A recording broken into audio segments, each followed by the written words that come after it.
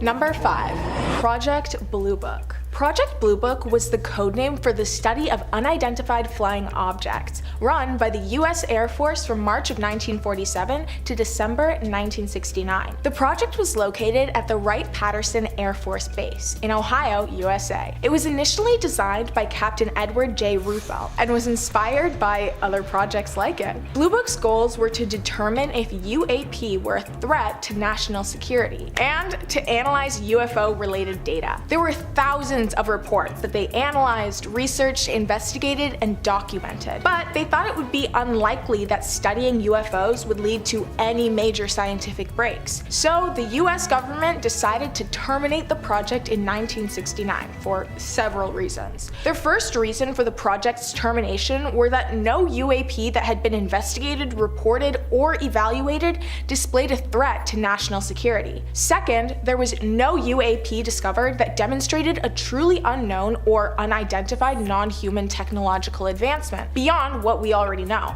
And finally, there was no evidence that indicated any of the sightings that were reported as unidentified were extraterrestrial. Over their 22-year run, Project Blue Book received over 12,500 sightings and reports, but none of them were actual unidentified phenomena. I actually have a video on a lot of phenomena that were mistaken for UFOs, so if you want to check that out, click Top 5 Sky Phenomena. It's pretty cool. But back to Project Blue Book. The project received a lot of backlash from the government, who believed that the speculation and theories surrounding UAP should be debunked and not researched. They reasoned that every sighting that had been reported was just people mistaking natural phenomena or military training. The project was taking a lot of money and was not providing any useful information. The financial loss that this project became, mixed with the doubt that UAP even existed, pushed the government to decide that Project Blue Book was unnecessary, so they shut it down. Project Blue Book has since made itself well known within pop culture, being mentioned in TV shows and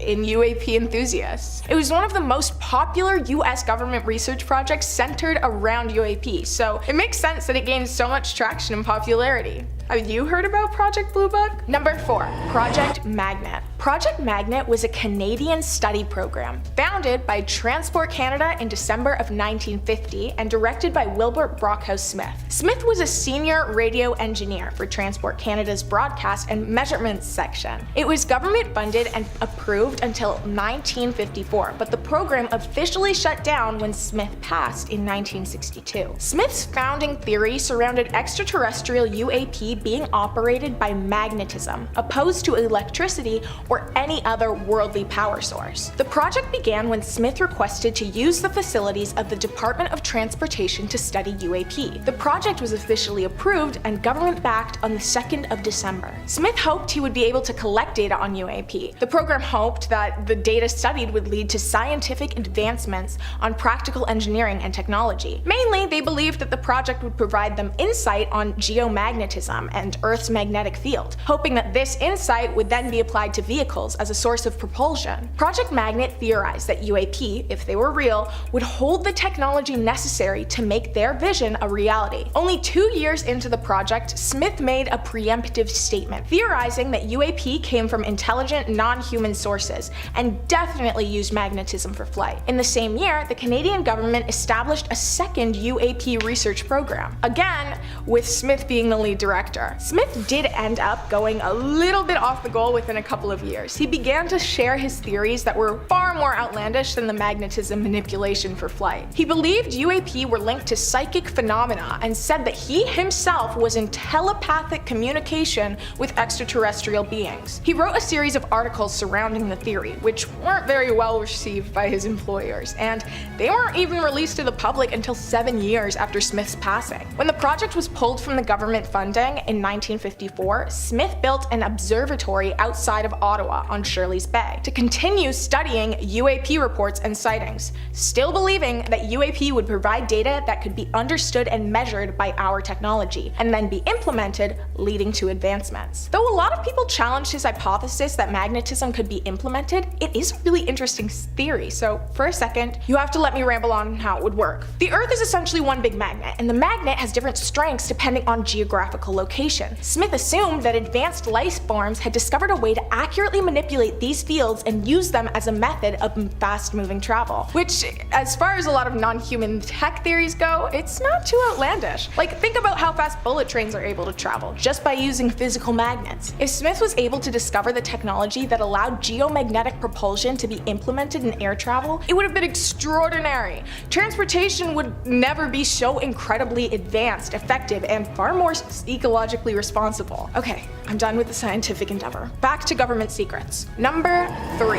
Institute 22. Institute 22 was a Soviet Union-located organization founded by the Academy of Sciences and the Ministry of Defense. Its main goal was to investigate UAP sightings that were reported in the Soviet Union. It was a top-secret, government-backed program that ran for 13 years until the Soviet Union was abolished. Soldiers, sailors, and pilots of the Soviet Army were directed to focus efforts on spotting UAP and other unexplained phenomena. Since the program was supported by the Ministry of Defense, the lack of information provided was never questioned. The government and soldiers were happy to keep a keen eye on the sky. That was a good rhyme. Oh my god. The Institute studied, investigated, and filed over 3,000 reports. They were able to find certain explanations for 90 to 95% of the reports, but 5 to 10% remained unsolved when the Institute was dissolved alongside the Soviet Union. Conspiracies and speculations surrounding Institute 22 are abundant. The most popular theory assumes that Institute 22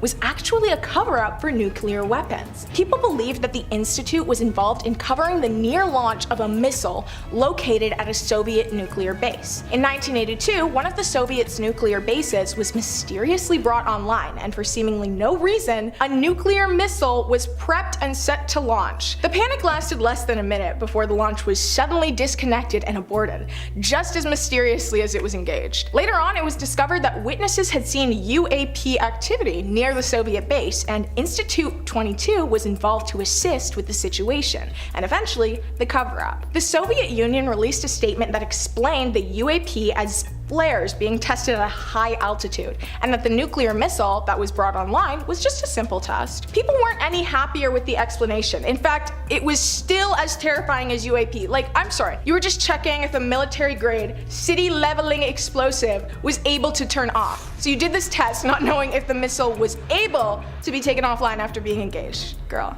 yeah. I'd be more scared of that too. Number 2, Project Condign. Project Condign was a secret UAP study led by the Defense Intelligence Staff of the British government. Condign was only present for 3 years, from 1997 to 2000. That's very short, so let's delve into why the project failed so aggressively and so quickly. Project Condign studied over 10,000 sightings and reports that were collected by the section of the Directorate of Scientific and Technical Intelligence, which is a program within the Defense Intelligence Staff. With the information collected, Project Condign created a 400-page document named Unidentified Aerial Phenomena in the UK Air Defence Region. Okay, I feel like that's not a very creative title. Direct, but it sounds like a book that would go directly into the pile of books I convinced myself I'm going to read, but will definitely end up getting utilized as a disposable coaster or napkins. The report laid out the entirety of Project Condign's research, hypotheses, and overall conclusions. It concluded that UAP were an indisputable presence, but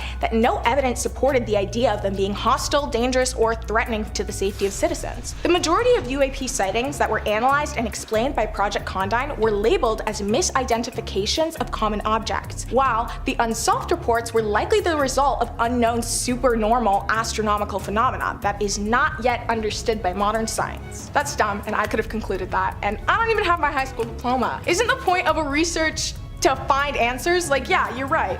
The strange floating light that randomly appeared could be a space rock, but it could also not be. Isn't the point of founding a phenomena identification study identifying and classifying phenomena? It's not just saying, oh, yeah, after intense research and thousands of tax dollars worth of resources, I've come to the revolutionary conclusion that what was spotted is in fact, without a doubt, something that I can't identify. Okay, sorry, I'm distractible. Some of the scientists actually did decide to put their thinking caps on and were able to begin the classification of a strange astral phenomenon, referred to as buoyant plasma formation, which is apparently similar to a lightning ball. The electromagnetic fields generated by plasma are assumed to explain reports of close encounters because of perceptual alterations or illusions. The report suggests that further research into the phenomena should be implemented. I thought that was your job. No, sorry, I actually already explained how clearly it's not. The report continues to talk about how their research figured out nothing about the plasma phenomena, but notes that former Soviet Union scientists identified a close connection between the phenomena and plasma technologies, and they were pursuing related techniques for potential military purposes. I find it so funny that no one even knew what the phenomena was, but in a beautifully inept display of human nature, they went, I wonder how we could hurt people with that. Number 1, Project Sign and Grudge. Project Sign was an official government-backed and funded US study of UAP, led by the United States Air Force, and was active for under 12 months in 1948. The project was founded by General Nathan Farragut Twining, head of the Air Technical Service Command. The objective of the project was to collect, evaluate, and inform the government of all UAP-related sightings, hoping to identify any UAP that were a national concern. The project was dissolved quickly, not even reaching a new calendar year. After the dissolution of Project Sign, Edward J. Ruppelt, Project Blue Book's director, supposedly said that Project Sign had created an estimate of the overall situation, which supported an interplanetary explanation for UAP, and that the chief staff of the Air Forces shut down Project Sign for lack of proof. However, there is no proof that Ruppelt ever made these claims, and many have called the apparent quote more mythological than real. But the same year, the US Air Force released a paper which stated that although some UAP resembled actual aircrafts, there was not enough data to soundly determine their origin. Nearly all reports were explained as originating from ordinary cases, but they did suggest further research into the investigation and classifications of sightings. The curiosity and support from the government to conduct more research, combined with the fear of UAP being exploited by a foreign power, resulted in the establishment of Project Grudge. Since it was post-World War II, panic and stress in government and citizens was high, so manipulating a population into a terrified mob was pretty easy. But in the same political vein, Project Grudge was urged to release a public report containing 4 explanations and classifications for UAP sightings. So, because politics is above everything, Project Grudge fabricated a statement alerting citizens of the 4 UAP sighting explanations. UAP reports could be explained as misidentifications of various conventional objects, mass hysteria and warners, individuals who fabricated reports as a host or to seek publicity, or a psychopathological person. I will say, it sucks when science is halted by politics, because it leads to research being placed second to public opinions or outrage from people who don't even understand the research. Governments will create giant cover-ups and secrets to ease the public's panic, but I think that there's a method they haven't tried yet. Literally just telling the truth and being transparent. And some people will say, oh my god, no, because everyone will panic if you tell them the truth. No, I really don't think people will, because when left in the dark, people actually make up theories that are far scarier than reality. And if the truth is actually that bad, then people should know. So yeah, maybe I'm just not a fan of the government. No, actually no, I'm not. Number 5 is Operation Gladio. So starting our list is Operation Gladio. This operation was a clandestine Cold War era program established by NATO with the cooperation of several European governments and the United States. The central premise of Operation Gladio was to create a network of secret stay-behind armies throughout Europe. These armies, composed of armed civilians and coordinated by local military personnel, were trained and equipped to mount resistance in the event of a Soviet invasion. However, the role of these secret armies extended far beyond the conventional understanding of defensive operations. As time passed, evidence surfaced suggesting that elements within Gladio were involved in far more controversial activities. This included orchestrating attacks, political assassinations, and even attempts at staging coups. One of the most notorious incidents linked to Operation Gladio was the 1980 Bologna incident in Italy, where a bomb exploded at a railway station, claiming the lives of 85 people and injuring over 200 more. Investigations suggested that far-right groups associated with Gladio were behind this tragic event. These secret armies operated under a veil of utmost secrecy, with many European governments either unaware of their existence or denying any involvement. It wasn't until the 1990s, after the Cold War had ended, that the reality of Operation Gladio came to light. Parliamentary inquiries, particularly in Italy and Belgium, revealed the extent of these networks and their activities. The revelation revelation of Operation Gladio shook the European public, raising critical questions about the extent of government-sanctioned covert operations during the Cold War. The existence of these armies highlighted the blurred lines between defending democracy and undermining it through undemocratic means. The uncovering of Operation Gladio remains one of the most startling examples of the complexities. The uncovering of Operation Gladio remains one of the most startling examples of the complexities and paradoxes of Cold War geopolitics. It's a story that encapsulates the fears and uncertainties of an era and the lengths governments went to prepare for a potential conflict that fortunately never materialized. Number 4, Operation Chaos. Operation Chaos is a shadowy chapter in the CIA's history. Initiated in the late 1960s amidst the social and political turmoil of the Vietnam War era, this covert program marked a significant deviation from the CIA's primary mandate of foreign intelligence. The backdrop of Operation Chaos was a period of intense domestic unrest in the United States, with anti-war demonstrations and civil rights movements reaching new heights. The government, particularly concerned about the involvement of foreign adversaries in these movements, sought to identify and neutralize any such influence. Under the guise of national security, the CIA launched Operation Chaos, which soon turned into an extensive domestic espionage program. This operation was a direct violation of the CIA's charter, which explicitly prohibits spying on American soil. The scale of this surveillance was vast. The CIA compiled dossiers on thousands of US citizens tracking activists, student leaders,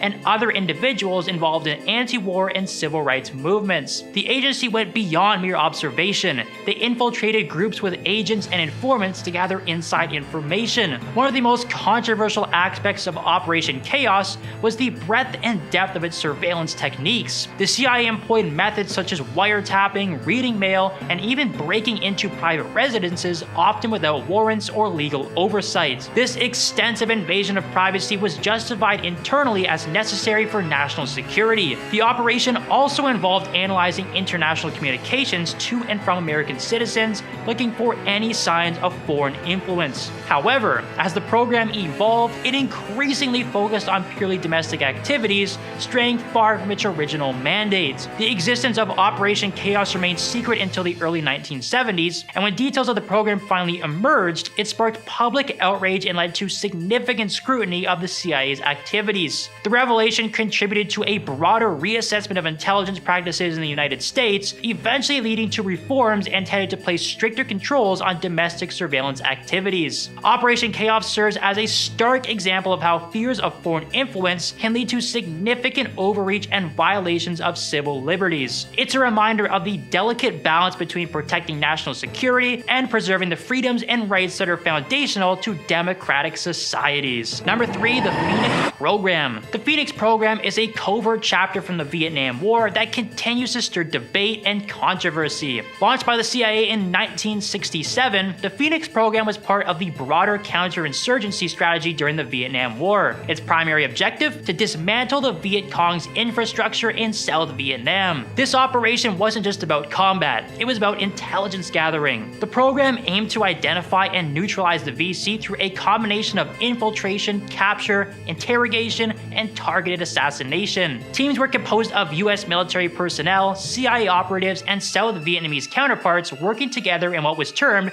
provincial reconnaissance units. One of the most controversial aspects of the Phoenix program was its methodology. Reports of severe harm and even killings shadowed the program. Detainees often faced harsh interrogation tactics in an attempt to extract information. The line between combatant and civilian blurred, leading to accusations that many of those targeted were ordinary civilians and not VC operatives or sympathizers. The ethical implications of these tactics sparked a heated debate. Proponents argue that the program effectively weakened the VC's grip on rural areas of South Vietnam, citing the high number of VC members reportedly neutralized. Critics, however, point to the moral cost, the alleged violations of human rights, and the impacts on Vietnamese civilian populations. The Phoenix program's legacy is a complex one. It's often cited as a cautionary tale of how how counterinsurgency efforts can lead to serious ethical breaches in the name of security. The exact effectiveness of the program remains a topic of debate among historians and military analysts. Some argue it played a key role in disrupting the VC's activities, while others contend it fueled anti-American sentiment and worsened the situation on the ground. Number 2, Operation Ajax. Operation Ajax is a covert operation that dramatically reshaped the Middle East political landscape. In 1953, the Central Intelligence Agency, more commonly known as the CIA, and a secretive alliance with British intelligence, executed a plan that would forever alter the course of Iran's history. The operation's roots lay in the growing tensions between Iran and Western powers, particularly over oil. The democratically elected Prime Minister of Iran, Mohammad Mossadegh, had taken a bold step by nationalizing the country's oil industry, previously controlled by British interests under the Anglo-Iranian Oil Company. This move sent shockwaves through the global power corridors, as it not only threatened Western economic interests, but also set a precedent for other oil-rich nations. Fearing the spread of nationalization and potential Soviet influence in the region, the CIA and British intelligence engineered a complex and cunning plan. They sought to destabilize Mossadegh's government through a series of covert actions. These included propaganda campaigns, economic sanctions, and fostering discontent among military leaders and the Iranian clergy. The operation initially faced setbacks, including the failure of a first coup attempt, which only served to temporarily strengthen Mossadegh's position. However, the CIA and its allies did not relent. They redoubled their efforts, employing bribery, disinformation, and mobilizing street protests to create an atmosphere of chaos and instability. Finally, in a dramatic turn of events, a second coup attempt succeeded. Mossadegh was arrested and the Shah of Iran, Mohammad Reza Pahlavi, who had briefly fled the country, returned to power. The Shah's reinstatement marked the beginning of a pro-Western autocracy that lasted for more than 2 decades. But the success of Operation Ajax came at a cost. It sowed the seeds of deep resentment among the Iranian people towards the United States and the United Kingdom. The Shah's regime, increasingly authoritarian and disconnected from the populace, faced growing opposition, leading to the Islamic Revolution of 1979. This revolution not only overthrew the Shah, but also established a theocratic regime antagonistic to Western interests. Operation Ajax is often cited as a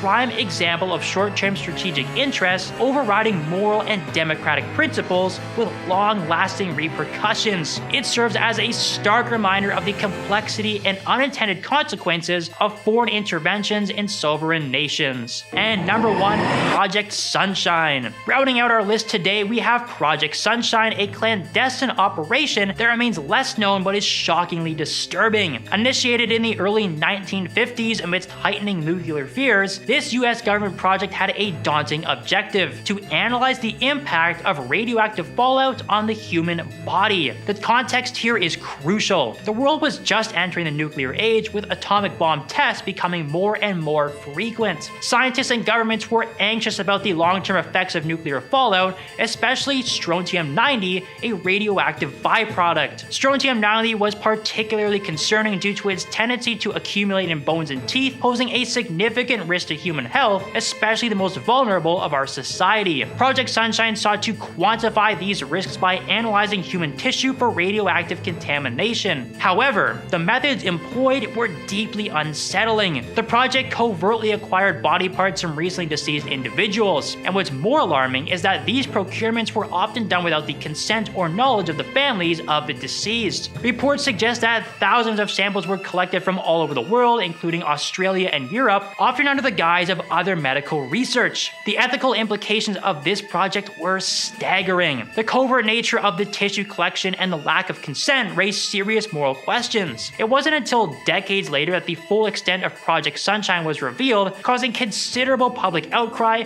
and raising significant concerns about the extent to which governments might go in the name of national security and scientific research. Project Sunshine, while aimed at understanding a critical public health issue, crossed numerous ethical boundaries. Its legacy is a haunting reminder of the shadowy practices that can occur under the veil of government secrecy and scientific urgency. Number 5 on this list is Pine Gap. Pine Gap is a massive military base that's hid away in the Australian outback, completely away from the public's view. It's jointly run and occupied by the American and Australian governments. The airspace over top of it is a complete no-fly zone, and the complex itself is obviously very locked off. Many of the locals have come to speak of this place as Area 51 of Australia. Now, unlike Area 51, this place hasn't been linked to aliens. It's actually been linked to a super secret, super high-tech surveillance system. At this point, it kind of feels like common knowledge that the government is occasionally peeking in on our conversations. Well, Pine Gap in Australia may be the spot that most of that happens at. Echelon was the codename given to a massive signals intelligence collection device. It's believed that this location in Australia collects this information and stores it there. Think about that. A massive site out in the middle of the outback with all of our info stored on a massive hard drives at somebody's fingertips. With over 800 people apparently employed at this base, there are 800 several individuals that know more about you than I think any of us would like. Your entire communications history is just waiting there to be revealed to the public. It's no wonder that this place isn't talked about too much, because think about how damaging it could be if that info was leaked to the public or somebody got a hold of it. The amount of secrets that could be discovered by spending an hour or two at that place is honestly difficult to comprehend. Number 4 on this list is Amchitka Island. Amchitka Island is a volcanic island that's part of the Aleutian Islands. And for those of you who aren't aware, the Aleutian Islands are a grouping of islands off of the coast of Alaska that stretch into the Pacific Ocean. Now, this place is really interesting because by all accounts, hardly anybody lives there at all. In fact, it's possible that there are no permanent residents there whatsoever. Or that's just what the government wants us to think. Tons of areas on this island just simply can't be found on Google Earth. This would probably go completely unnoticed if it wasn't for the fact that the Americans used this place as a spot for nuclear testing several decades ago. From the 50s to the 70s, this was a spot used by the American government to test out their weapons. Obviously, you don't really want the world knowing about this or seeing your capabilities, so keeping it a secret would be important. This apparently ceased in the 70s, but then it begs the question, why is it blotted out on Google Earth? Why are there sections of this island that the world can't see? Starts to make you think that maybe this isn't just an innocent Aleutian Island in the Pacific Ocean, but actually a spot that never stopped testing weapons. Or if they did stop testing them, then maybe this is where they're developing them now. If I'm about to do something shady, then an island in the middle of nowhere with no permanent residents would certainly be my spot of choice. It's very possible that the American government feels the same way. Number 3 on this list is Harvey Point Defense Testing Activity Facility. This site is located in North Carolina and is definitely something that the government doesn't like to advertise. Ever wonder where the elites of the elite train? Like the super secret, super advanced soldiers that only come out for the crazy covert missions? Well, this is that place. Wikipedia writes, specialty military air operations are located at this facility as the installation has 2 usable landing fields and plans for a 3rd. The FAA Charlotte Sectional Aeronautical Chart identifies this area as special use airspace R5301, which is continuously restricted from general aviation traffic from the surface of an altitude of 14,000 feet above mean sea level. Areas of Albermay Sound adjacent to the facility are also under restricted airspace R5302, which is under the operational authority of Giant Killer, or whichever ATC has controlling authority over the airspace at that time. Harvey Point is also used for CIA paramilitary and counterterrorism courses that involve high explosives and ballistics. The explosives are used to simulate terrorist bombs and can be heard for miles in the surrounding communities. It was also used by DevGru to train for the raid that killed Osama bin Laden in a scale mock-up of his secret compound. Pretty much all of the super elite military governmental stuff is going down at this spot. The team that took out Osama bin Laden trained here. Like, it really doesn't get more secret and advanced than that. Also, there have been a ton of rumors about the types of weapons that are being developed here too.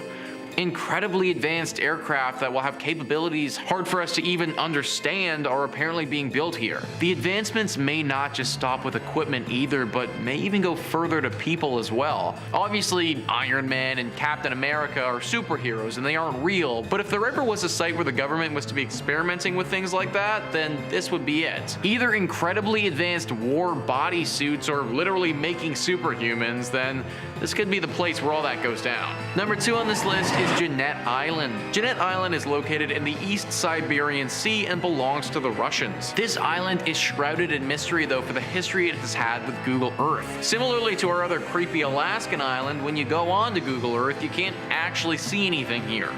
In fact, for a while, all you could see was a black blob where an island should be, and then more recently it was changed so that there's literally no landmass here at all. The Sun writes, "It's not clear why the island is blurred, although there have been issues around whether the territory belongs to Russia or the USA.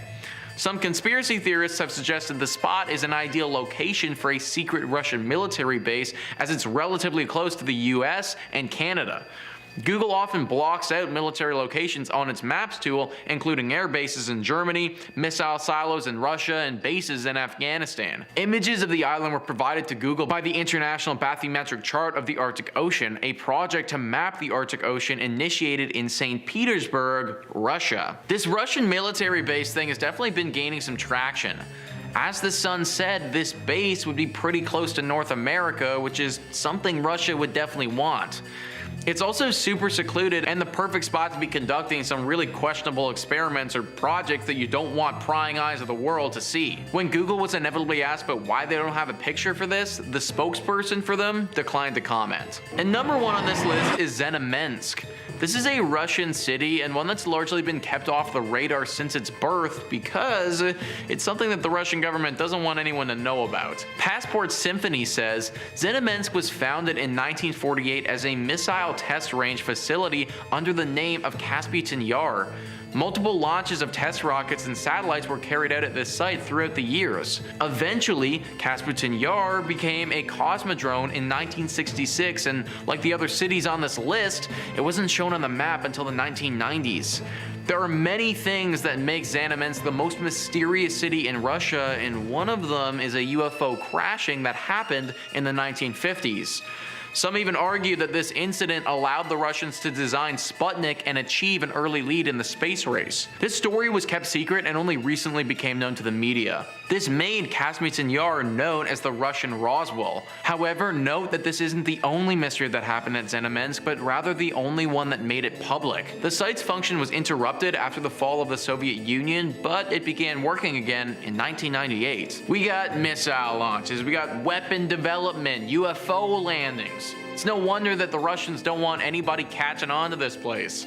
The fact that it was literally around for almost 50 years before it even appeared on a map is super questionable as well. What the heck was going on at this place for 50 years that was so secretive that they couldn't have anyone even knowing about its existence? One has to think that this place is similar to Area 51 in America. I personally wouldn't be surprised if Russia's still using this as a spot to do some really scary and probably pretty questionable experiments without anybody knowing. Those could involve aliens, genetic mutations, maybe even advanced weaponry development. It's hard to say truly what's going on at this place, and it's likely that Russia kind of wants to keep it that way. Coming in at number 5, we have the Guy Hoddle memos. Being the tinfoil hat guy, let's kick it off with some aliens, shall we? In December 1936, a man by the name of Guy Hoddle was named acting head of the FBI's Washington field office. He was appointed special agent in charge and served until 1955. So what's so special about this guy? Well, it's the most popular searched file in the FBI vault. The new internet database housing hundreds of bureau records released under the Freedom of Information Act. In the past 2 years, the file has been viewed more than 1 million times, and yet only a semi-redacted, single-page memo relaying an unconfirmed report the FBI never commented on is a hot topic. 63 years ago, March 1950, it was authorized by Mr. Hoddle, taken to FBI headquarters in DC by him, and addressed and hand-delivered to FBI Director J. Edgar Hoover, surrounding the apparent flying saucers problem.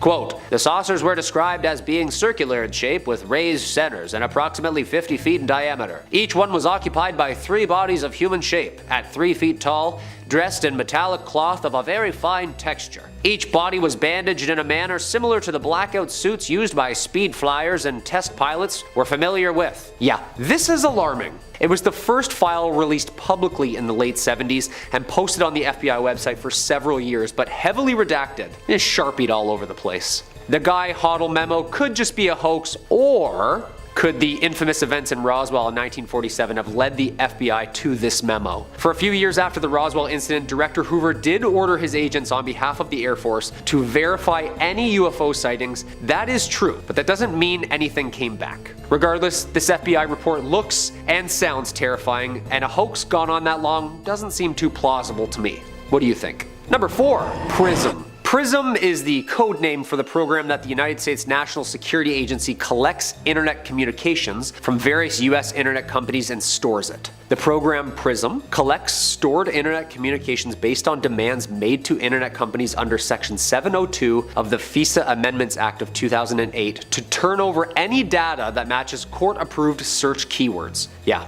Basically, they have the right to pry wherever and whenever they want. The NSA program began in 2007 in the wake of the Bush administration, and its existence was leaked only 6 years after its start by NSA contractor Edward Snowden. He basically warned us all that mass data collection was far deeper than the public knew, resulting in it being way more criminal than legal. The disclosure was published by The Guardian and The Washington Post in 2013. The leaked documents include 41 PowerPoint slides identifying several major tech companies as participants in the PRISM program, including Microsoft, Yahoo, Google, Facebook, YouTube, AOL, Skype, and Apple. Yeah, that's like the entire internet. Shortly after publication of the reports, the US Director of National Intelligence, James Clapper, released a statement confirming that for nearly 6 years, the government had indeed been using large internet service companies such as Facebook to collect information on foreigners outside of the US. And quote, defense initiative against national security threats. Yeah.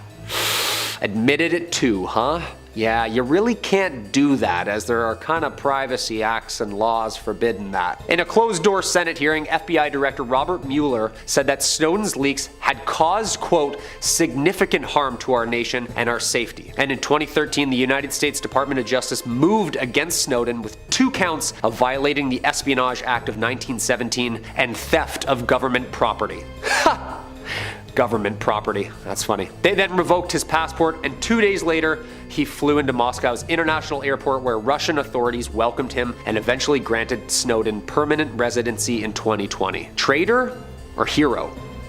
What do you think? Number 3. Operation High Jump. Operation High Jump, officially titled the United States Navy Antarctic Development Program, launched from 1946 to 1947, was a United States Navy operation to establish an Antarctic research base. The operation was organized by Admiral Richard E. Byrd. Operation High Jump, which included 4,700 men, 13 ships, and 33 aircrafts. The war's end also signaled the onset of the atomic age and a desire to secure supplies of uranium and other natural resources. With its almost unlimited mineral deposits and largely unexplored territory of the Antarctic, it was a prize. It commenced in August 1946 and ended in late 1947. Or did it?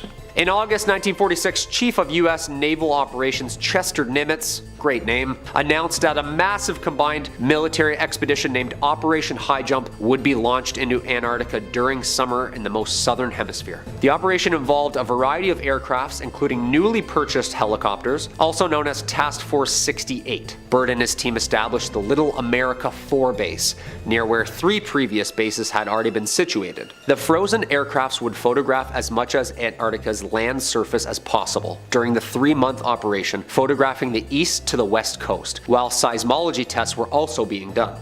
Upon reaching the Ross Ice Shelf, the ships carrying aircrafts, ice vehicles, supplies, tents, sled dogs, they would all establish Little America 4, the official Antarctica headquarters. By the time Operation High Jump was completed in March, a dozen large military flights had already been to the base. One, however, did not, which resorted in the operation to take more of an aggressive search and rescue mission for a downed plane and 3 lost airmen. Due to the weather, the aircraft crashed, and a search plane spotted the wreckage 13 days later. Their signal, painted on the wrecked wings, indicated that 3 of the crewmen were unfortunately dead. Since it was impossible to land in the area, messages were dropped directing the other survivors to make their way to open water about 10 miles to the north. The men successfully made the trek and were brought to Pine Island by the rescue aircraft. Other operations would follow, including the US Navy's Operation Windmill in 1947 and 1948, and eventually treaties were signed by all involved nations to ensure that Antarctica remained a non-military zone and more of a scientific hub.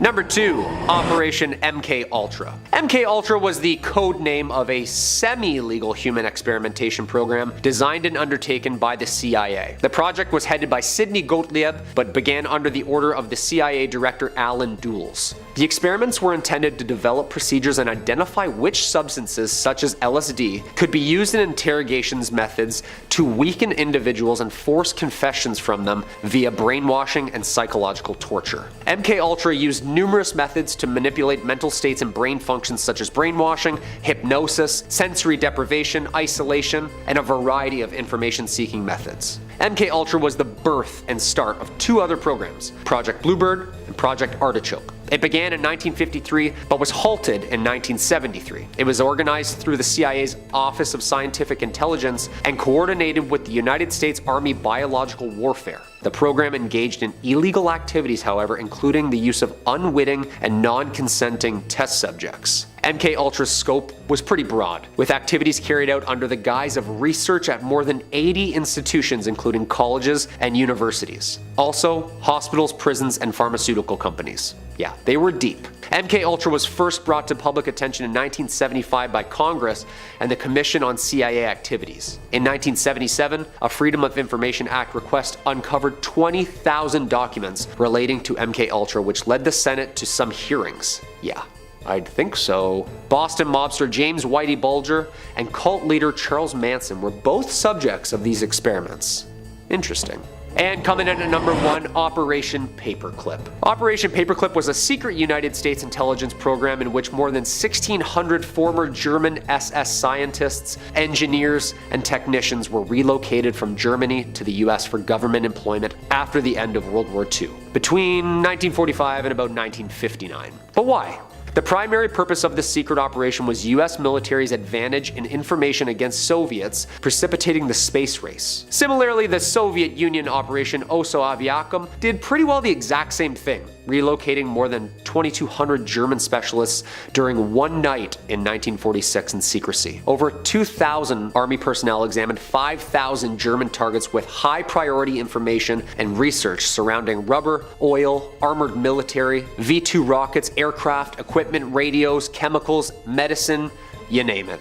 They wanted that science. The US Joint Chiefs of Staff established the first secret recruitment program called Operation Overcast in 1945. Representatives included the Army Director of Intelligence, the Chief of Naval Intelligence, the Chief of Air Staff, and the State Department. 1945, Operation Overcast was renamed Operation Paperclip by the officers who would attach a paperclip to the folders of classified rocket knowledge whom were crucial to the Americans. President Truman officially approved Operation Paperclip and expanded it to include 1,000 German scientists under temporary limited military custody. Basically, they were now citizens if they played ball. I can see why they kept it a secret for so long. The NASA Distinguished Service Medal is the highest award bestowed by them, and after more than 2 decades of service, 4 Operation Paperclip members were awarded the medals in 1969 for their research surrounding the space race. If you're unfamiliar with the works of Annie Jacobsen, I recommend you check her out for some more information. Number 5. Area 51. Area 51 probably has the most secretive reputation of any building in the United States, maybe even in the world. More so than the Pentagon, the White House, Chuck E. Cheese, you name it. And Area 51 didn't get this reputation because it was easy to get into. It says a lot that our best hope for finding out what was inside Area 51 was for all of us to just sort of swarm the place en masse and kind of hope that there'd be too many of us for them to stop. The thing is though, as good a plan as the Area 51 raid, the US Army kind of saw it coming. Now maybe it's because it was very heavily broadcasted and there was a Facebook event page ready to go telling everyone exactly when to meet, but it could also be because the entire surrounding area around Area 51 is completely surveyed. Not a single stone is left unseen. Armed guards patrol the grounds literally all hours of the day, and there's radars and towers watching the skies above, so no dropping in Fortnite style either. Up until 2018 actually, you could not even get a look at Area 51, as it was blocked out on Google Earth and most satellite global positioning technology. In fact, until President Obama, Area 51 was never even officially confirmed to exist, and all presidents would outright deny it. Some conspiracists suggest even there's cameras hidden all around the countryside in the rocks, keeping an eye on everything that goes on in the main road. You want to know just how serious they take the security at Area 51 if that wasn't enough to convince you? Say you land a job at Area 51, even if you're just like a janitor or a guy who refills the vending machines. Well, you have to fly into Area 51 for your commute. There's no commuter traffic, so you fly in from McCarran International. I'm guessing all the parking spaces are taken up by flying saucers. This secretive airline is called Janet Airlines, a clever acronym for just another non-existent terminal. And Janet may very well be America's most exclusive airline. Even the flight attendants who work on Janet are given top-level government clearance, just in case they overhear something they're not supposed to. You know, a man in black talking about the Type 25 Kig-Yar plasma pistol they recovered from a crash site. They know that's above their pay grade and to just keep moving and get a move on those peanuts. Now, there's no word officially on whether or not flying Janet gets you air miles, but we have to assume so. And if you're looking for more scary stories, government conspiracies, aliens, cryptids, well, we've got lots of that and then some on Top 5 Scary. Click through, subscribe, and creep on creeping on. Number 4. Roswell, New Mexico. This is probably the most infamous confirmed cover-up in government history. Mostly because the process of covering it up kind of made everyone a lot more suspicious and started a national conversation about aliens that's still going to this day. Now, it all started way back in 1947 when a rancher discovered mysterious debris on his property. It didn't look like anything he had recognized at the time, so naturally he was a bit confused.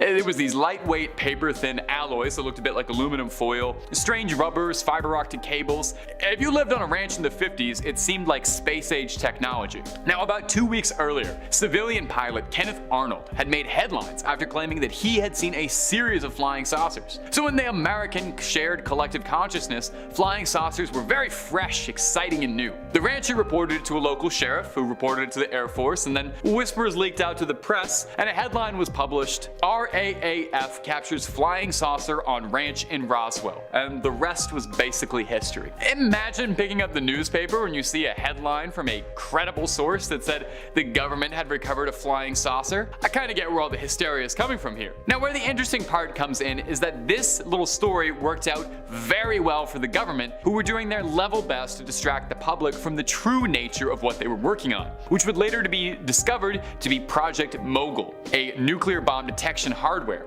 It was a top-level Black Ops secret project, launching these little weather balloons with audio recording equipment to try and detect nuclear bombs being launched in the Soviet Union. So the alien cover-up worked very well, since not a soul was talking about weather balloons, and all of the conversation instead became fascinated around whether or not the Air Force was really harboring alien corpses and flying saucer wreckage, with rumors trickling out of the woodwork like water spilling out of a burst pipe. You know, there were stories of an alien autopsy, reverse-engineered UFO crafts, the men in black knocking on people's doors. All of this talked about over a downed balloon. To this day, however, there are still those who champion that the real truth about Roswell has yet to come out, including the 45th President of the United States, who claimed he's heard some very interesting things about the 1947 incident, but didn't allude to anything further. Number 3. MK Ultra. If I have learned anything in my time diving into the unknown, is that the truth invariably is always stranger than fiction, and I have seen some stranger things. All 4 seasons of it. Love that show. Love 11, Steve Harrington and the gang. I think it's so cool that the show takes this wild sci-fi premise like the CIA trying to use narcotics to train people to be psychic super soldiers. It's very creative, and oh, they actually did that. The CIA actually did that. Oh, okay. I'm just playing. Of course I knew that. I'm a conspiracy theorist. The core backstory behind Hawkins' favorite little psychic is just as wild as the show. Starting all the way in 1953, the CIA began researching serious efforts into harnessing humanity's latent extrasensory abilities. This program was called MK Ultra, and I'm gonna tell you right now, we would need like 5 or 6 videos to even begin scratching the surface about this one. So if this is something you're at all curious about, this incredibly real thing the American government did, please look it up after this video.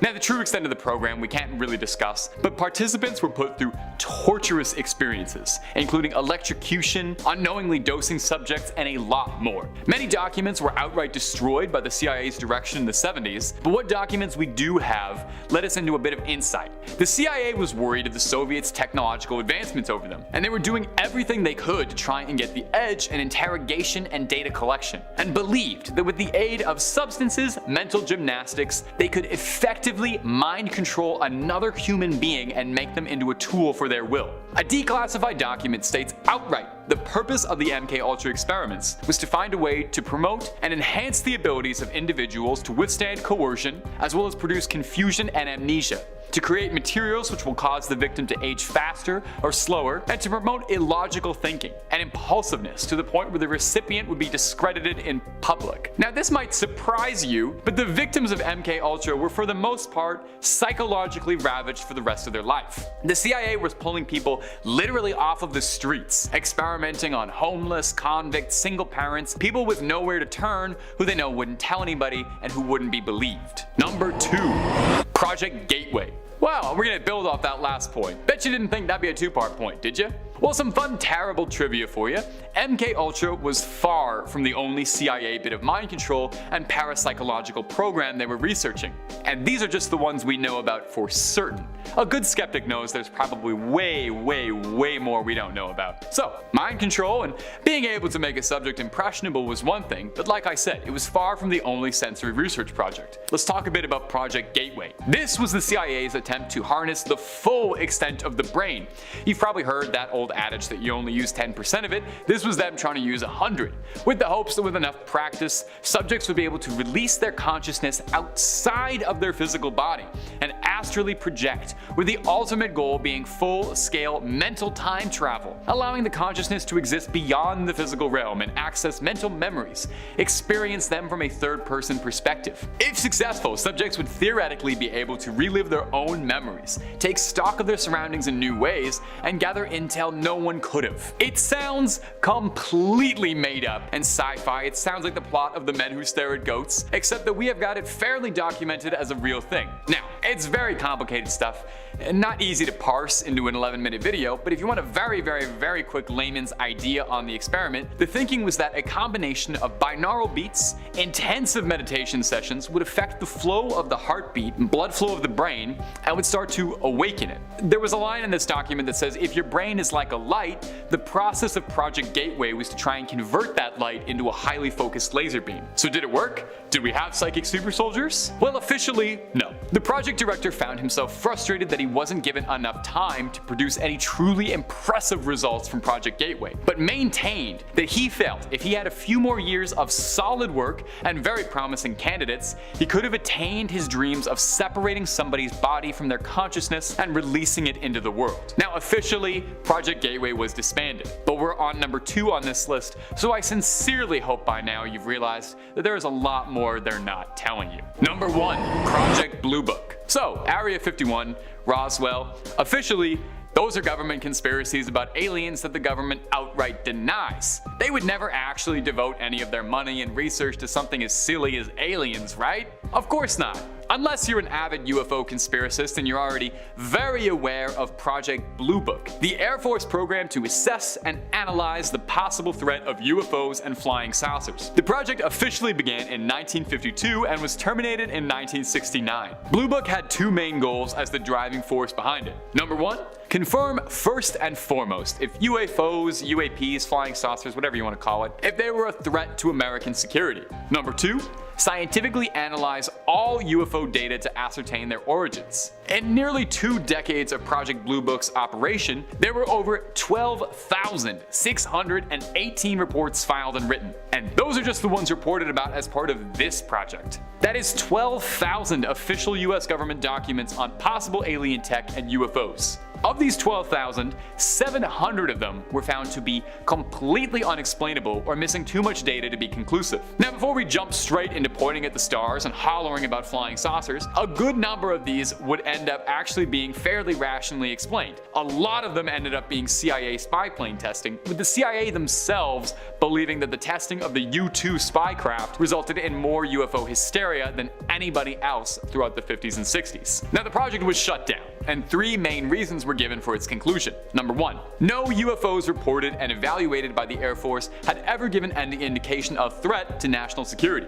Number 2, there was no evidence submitted to or discovered by the Air Force that sightings categorized as unidentified represent technological developments or principles beyond the range of present-day scientific knowledge. Number 3, there has been no evidence indicating the sightings categorized as unidentified are extraterrestrial vehicles. Well, that's kind of disappointing. You're telling me in 12,000 documents you don't think any of them could maybe be aliens? Well, that was the end of the line for Project Blue Book. It would be a far cry away from the last time the government would investigate aliens. Now, if you watch our videos, you no doubt have heard me lose my mind once or twice about the UAP reports, and get ready to watch me do it again. When the Pentagon confirmed very recently that they have a very active UFO program and they are still watching the skies looking for the truth just like us. The conversation about UFOs has never been more grounded, ironically enough. Never more believable, never more reasonable, never more rational. And I'm still yelling like I got a tinfoil hat on my head. We'll find the truth someday, my true believers, I know. Number 5. Nick Pope. Nick Pope served in the British Ministry of Defense, aka the MOD, and was actively engaged in the investigation of UFO reports. During his tenure at the MOD from 1985 to 2006, Pope held the position of a civil servant, specializing in defense and security issues. His role in the UFO desk of the MOD from 1991 to 1994 brought him to the forefront of analyzing and assessing unidentified aerial phenomena that was reported by civilians and military personnel. Pope's responsibilities included the examination of UFO sightings, compiling reports, and offering insights into the potential national security implications of such incidents. His work involved liaising with various government agencies, intelligence services, and international counterparts to comprehensively evaluate the data surrounding UFO encounters. After his government service, Pope transitioned into the public domain and became a recognized figure in the discussion surrounding UFOs. His extensive background in government service and his intimate involvement in the investigation of UFO reports provided him with unique perspectives. Pope's decision to share his insights and knowledge with the public contributed to his emergence as a prominent commentator on UFO-related issues. Pope's public commentary extends beyond his own experiences, exploring broader discussions and topics surrounding the existence of extraterrestrial phenomena, government transparency, and the need for a more systematic approach to studying and understanding UFOs. His articulate and measured presentations have positioned him as a go-to source for media outlets seeking informed perspectives on the subject. Nick Pope does not claim any personal witness to UFO events. His role in the bureaucratic machinery of the British Ministry of Defense and following transition into public UFO discourse have added a valuable, interesting layer to the ongoing dialogue about unidentified aerial phenomena. His contributions, grounded in factual information and analytical acumen, continue to shape the narrative around UFOs and their significance in the realms of national security and public awareness. Number 4. Luis Elizondo. Luis Elizondo, a former intelligence officer, served as the director of the Advanced Aerospace Threat Identification Program, or the AATIP, at the Pentagon. His position in the government ended in his decision to resign from the Pentagon, a departure that marked a pivotal moment in his public disclosure of information regarding unidentified aerial phenomena. Elizondo's background in intelligence and his leadership role within the ATIP provided him with personal, anecdotal, and unique insights into matters pertaining to unidentified aerial threats. Following his resignation, he transitioned from a position of government authority to becoming a prominent figure in the public discourse on UAP. Elizondo's decision to step forward and share his knowledge contributed to the growing awareness and discussion surrounding unidentified aerial phenomena. His revelations did not merely focus on acknowledging the existence of UAPs, but extended to discussions about the need for increased transparency and research into these phenomena. Yes, Elizondo. Yay.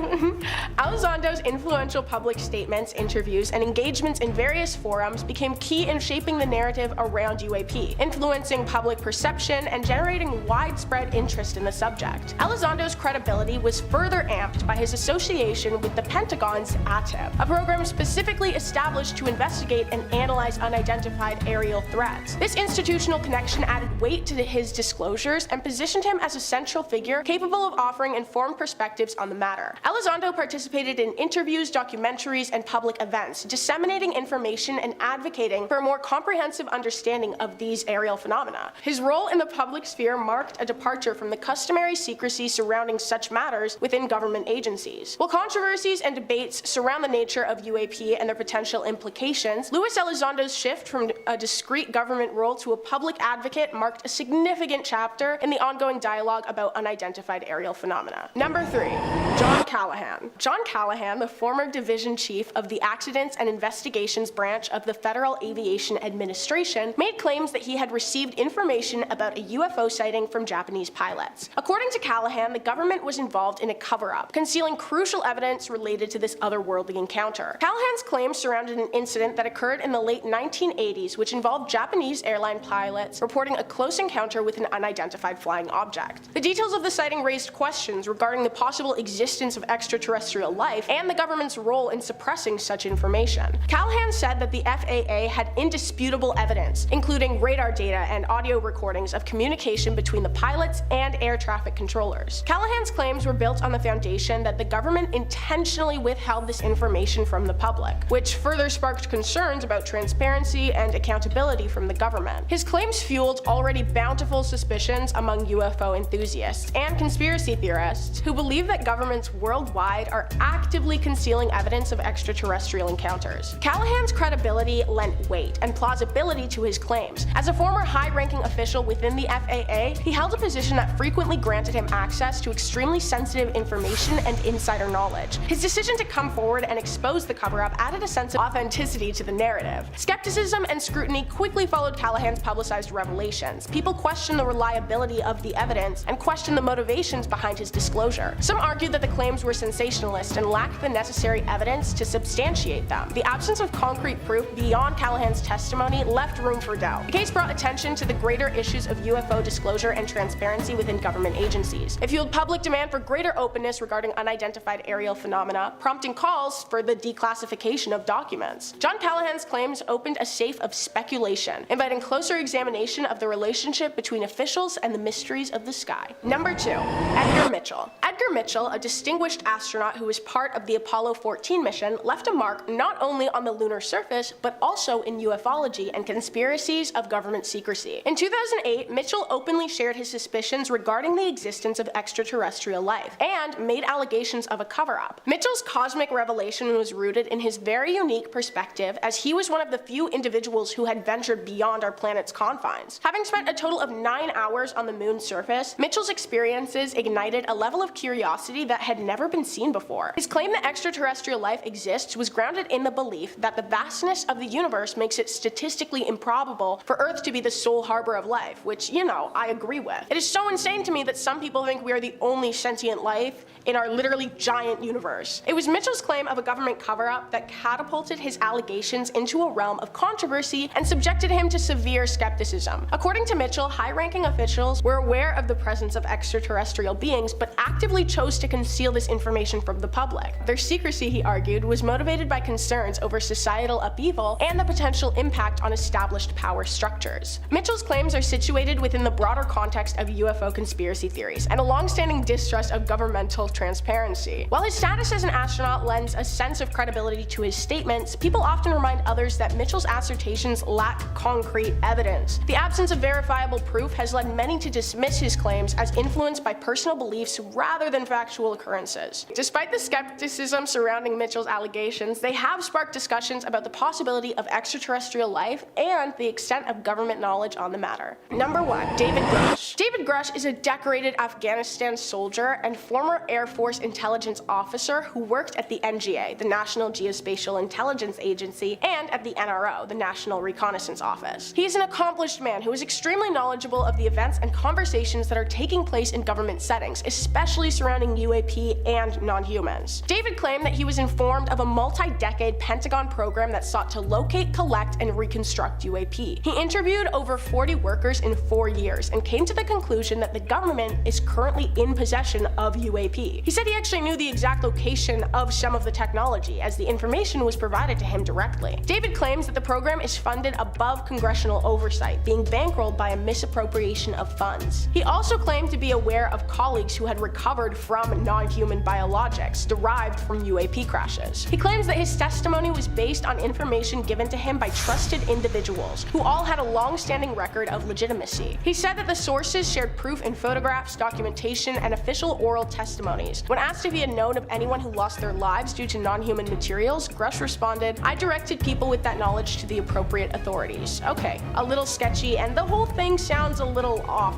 to me. Members of the government have come forward painting David as a madman who doesn't know the difference between real and fake, but David was accompanied by 2 officers who both corroborated his story. Is it possible that David was telling the truth? Is there an organization that is currently conducting alien testing right under our noses? All I'll say is that David's claims sound eerily familiar, and the fact that David came forward with his testimony and was immediately labeled as an insane, pathological liar shows how concerned the government is with becoming an object of suspicion. Painting people as crazy is a pretty common deflection tactic. I mean, how many times have you heard gaslighting being thrown around this year? That brings today's video to a close. Do you believe any of these government whistleblowers? Let me know. Coming in at number 5, we have the Anguished Man. One of the scariest photos is actually a painting known as the Anguished Man. It is unknown who actually created this, but this oil painting was painted in the artist's own blood, and shortly after completing this piece, the artist took his own life. It is known to be one of the most haunted paintings in the world. It is currently owned by a man named Sean Robinson from Cumbria, England. He had received this painting from his grandmother, who warned him that the painting was in fact cursed. Even though he knew the story behind the painting, he was fascinated by it and kept it in his basement because his wife was not a fan of this art. In 2010, Sean had a flood in his basement, so he took the painting out and hung it in one of the bedrooms in his home. Shortly after hanging the photo up, him and his family began experiencing strange activities around the house, such as seeing a shadowy figure of a man and hearing sounds of whispering and crying. Things soon escalated when during the late hours of the night, Sean would wake up to see a dark, faceless figure standing in his bedroom, and his wife discovered a stranger lying on the bed next to her, leaving them traumatized. In 2011, Sean actually filmed a video and uploaded it on YouTube titled Ghost Activity Caught on Tape, and it gained over 1 million views. The video was recorded in the bedroom where the painting was in and recorded during the night in the span of 8 hours. It contains footage of the door closing on its own, a loud bang, sounds of scraping can be heard, and a mysterious ghostly figure running past the camera. To this day, Robinson refuses to destroy the painting and keeps it in his basement to avoid any more harm to his family. He is currently planning on bringing his story to the big screen, as Labria Pictures have acquired the rights to make a film about the Anguished Man, with Ty Ricks directing. In at number 4, we have medical photography, Duchenne de Boulogne. Duchenne de Boulogne was a French neurologist who pioneered research into the electrical simulation of muscles and the use of medical photography in his experiments. He used his photography to accurately illustrate his findings. Neurology didn't exist in France before Duchenne and was the first clinician to practice muscle biopsy. In 1855, he formalized the diagnostic principles of electrophysical and introduced electrotherapy, and this was also illustrated by his photographs. This was the first study on the physiology of emotion and was highly influential in Darwin's work on human evolution and emotional expression. Duchenne wanted to determine how the muscles in the human face produce facial expressions, which he believed to be directly linked to the soul of man. He is known in particular for the way he triggered muscular contractions with electrical probes, recording the resulting distorted and often grotesque expressions of his patients with the recently invented camera. Duchenne was skeptical of the face's ability to express moral character. Rather, he was convinced that it was through a reading of the expressions alone, known as pathognomy, which could reveal an accurate rendering of the soul's emotions. He believed that he could observe and capture an idealized naturalism in a similar way to that observed in Greek art. It is these notions that he sought conclusively and scientifically to chart by his experiments and photography, and it led to the publishing of The Mechanism of Human Physiognomy in 1862. Many shy away from looking at these photos because many patients exposed to this experiment looked to mean excruciating pain. Duchenne was a true pioneer and did some great things for the medical world, but many of his experiments were inhumane and didn't give his patients a choice. Many of his patients did have permanent damage due to his experiments, and the photographs that came from his experiments look like patients are undergoing some sort of torture. Coming in at number 3, Blanche Monnier. There are many stories throughout history of kidnapping, but this is one like none other, with photo evidence, and it was done by her own family. This is the story of Blanche Monnier. Blanche Monnier was a woman born in March 1849 in Poitiers, France. Monnier was a French socialite from a well-respected conservative family of old noble origins. She was renowned for her beauty and attracted many potential suitors for marriage. In 1874, at the age of 25, she had found someone she wanted to marry. He was an older lawyer, but not to her mother's Louise's liking. Louise started arguing with her daughter because she was not letting her marry a penniless lawyer. The mother was so angered by this that she locked Blanche in a tiny dark room in the attic of their home, where she was kept for the next 25 years. Louise Monnier and Blanche's brother Marcel continued on with their daily lives, pretending to mourn Blanche's disappearance. None of her friends knew where she was, and the lawyer who she wished to marry died unexpectedly in 1885. On the 23rd of May in 1901, the Paris Attorney General received an anonymous letter that revealed the crime, but the author of this letter is still unknown to this day. Monnier was rescued by police from appalling conditions, covered in old food and feces,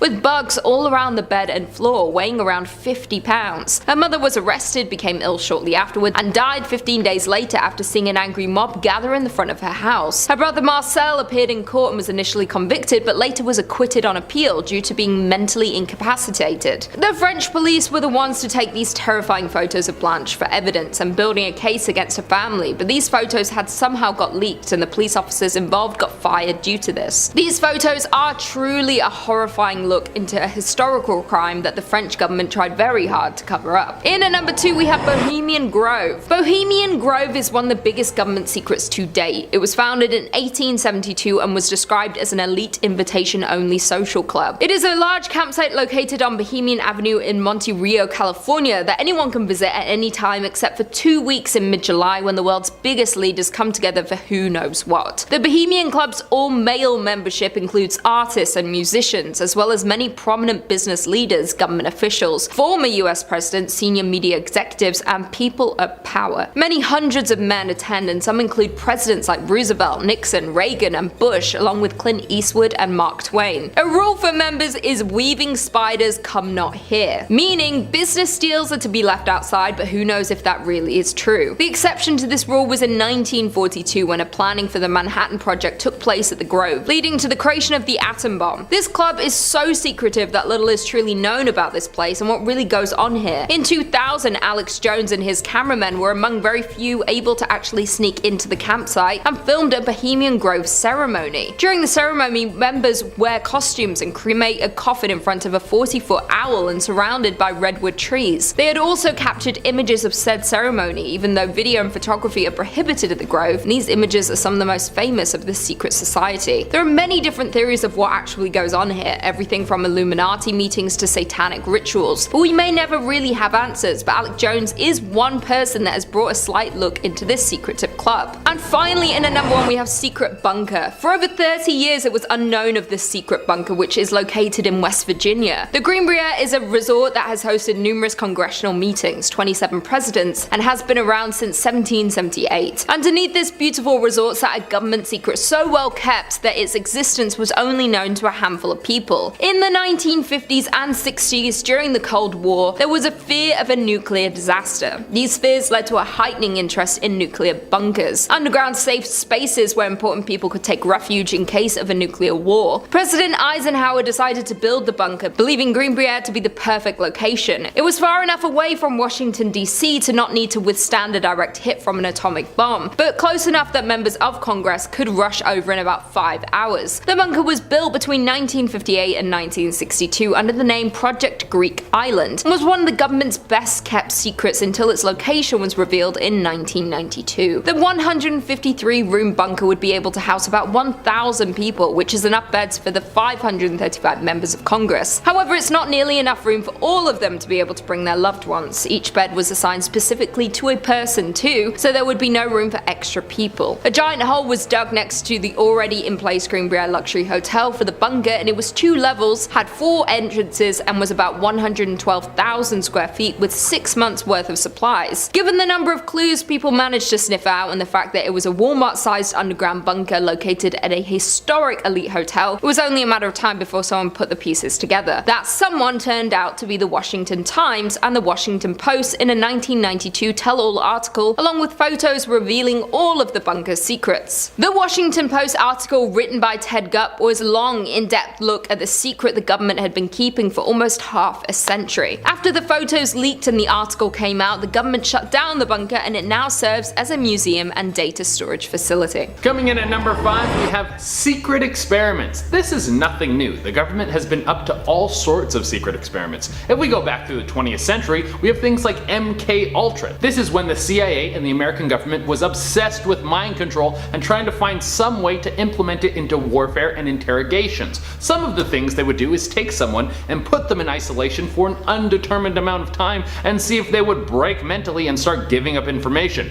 They would mostly do this on prisoners that had no idea they were part of an experiment. Wow, that definitely sounds ethical, but that isn't even the most notorious part. What the experiment is really famous for is when the CIA would use LSD, that is a hallucinatory drug known as acid, to try and control people's minds in interrogations. They would give people doses of LSD without them knowing and put them under extreme questioning. Once again, they would do this to people who had no idea they were being experimented on. Eventually, the tests were all stopped and a lot of the information on the studies was released to the public. Some people think that this was just a last attempt at trying to find a way to control people, but other people are convinced that the government was successful in finding some way to take control over people's minds. So this begs the question, what kind of secret studies or experiments is the government conducting now? We think that they have learned their lesson from their mistakes, but it's the government. They are the masters of doing things that cost tons of money and that are extremely unethical. This is their bread and butter, baby. They could be doing tests on artificial intelligence without us knowing, working on making a living, thinking AI that has the ability to feel emotions and make complex decisions. Not only would this be terrifying, but the tests they could be running could be seen as some sort of torture in the future. Coming in at number 4, we have receiving data from social media companies.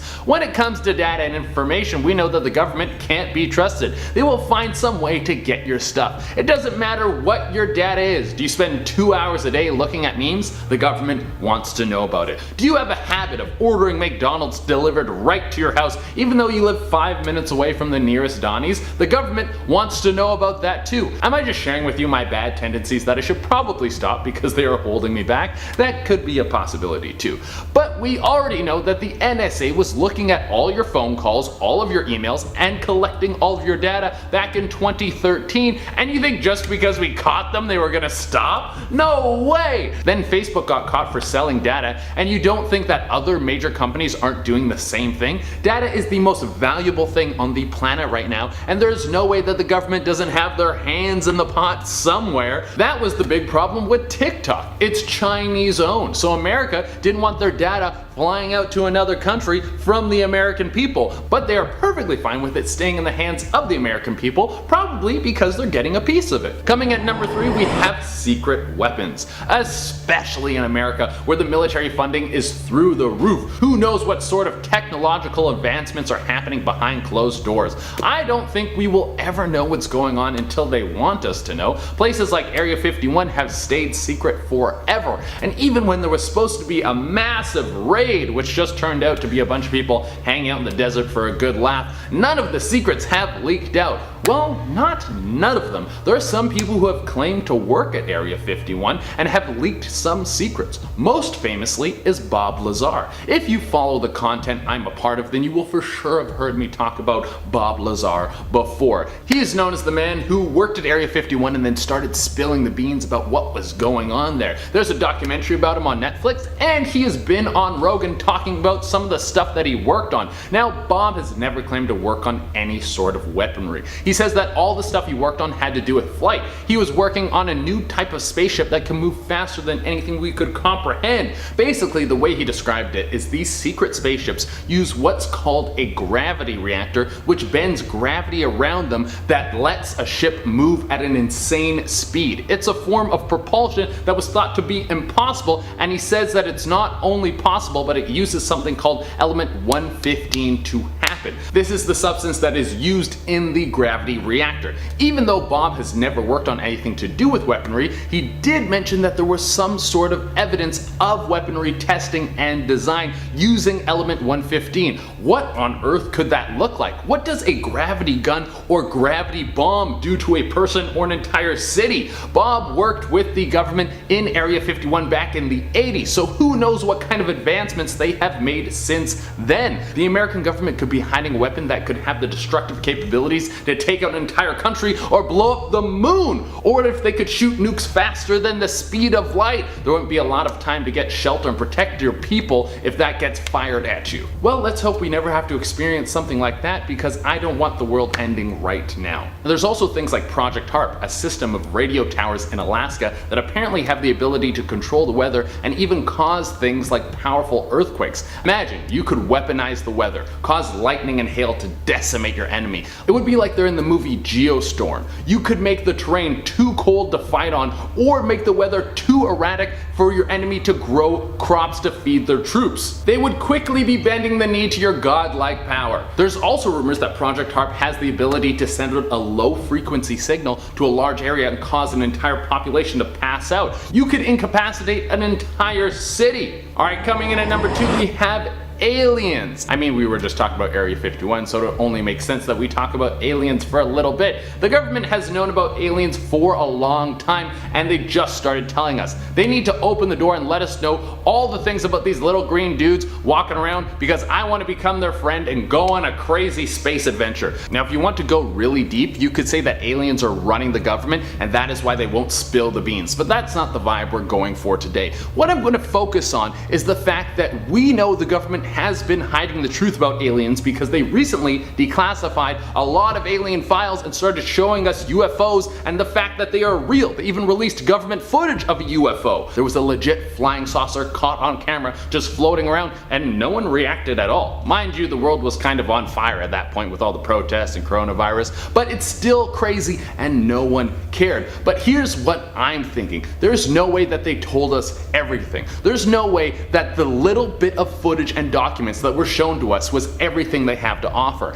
And the stuff that they're hiding is probably the best stuff. I bet they have a full alien language mapped out that you can learn on Rosetta Stone. And coming in at the number 1 spot, we have Jeffrey Epstein's involvement with the government. This is a massive conspiracy that is still in the forefront of most news stories. It is the wildest story to hit America mainstream media in years, and really it's just getting started. If you don't know what's going on, let me fill you in. Jeffrey Epstein was a mystery multimillionaire. No one really knew where he got his money from. He was associated with some of the most rich and powerful people in the world, people in the film and television industry, high-ranking government officials, even members of the royal family of England have connections to this guy. Jeffrey Epstein was a known human trafficker, and he had an island which we suspected was a place where rich and powerful people would fly to partake in human trafficking with victims that were not of legal age. I can't go into detail on what would happen there, it is too inappropriate for this channel, but when you hear private island, human trafficking, not of legal age, rich and powerful people, I think you can piece together what was happening.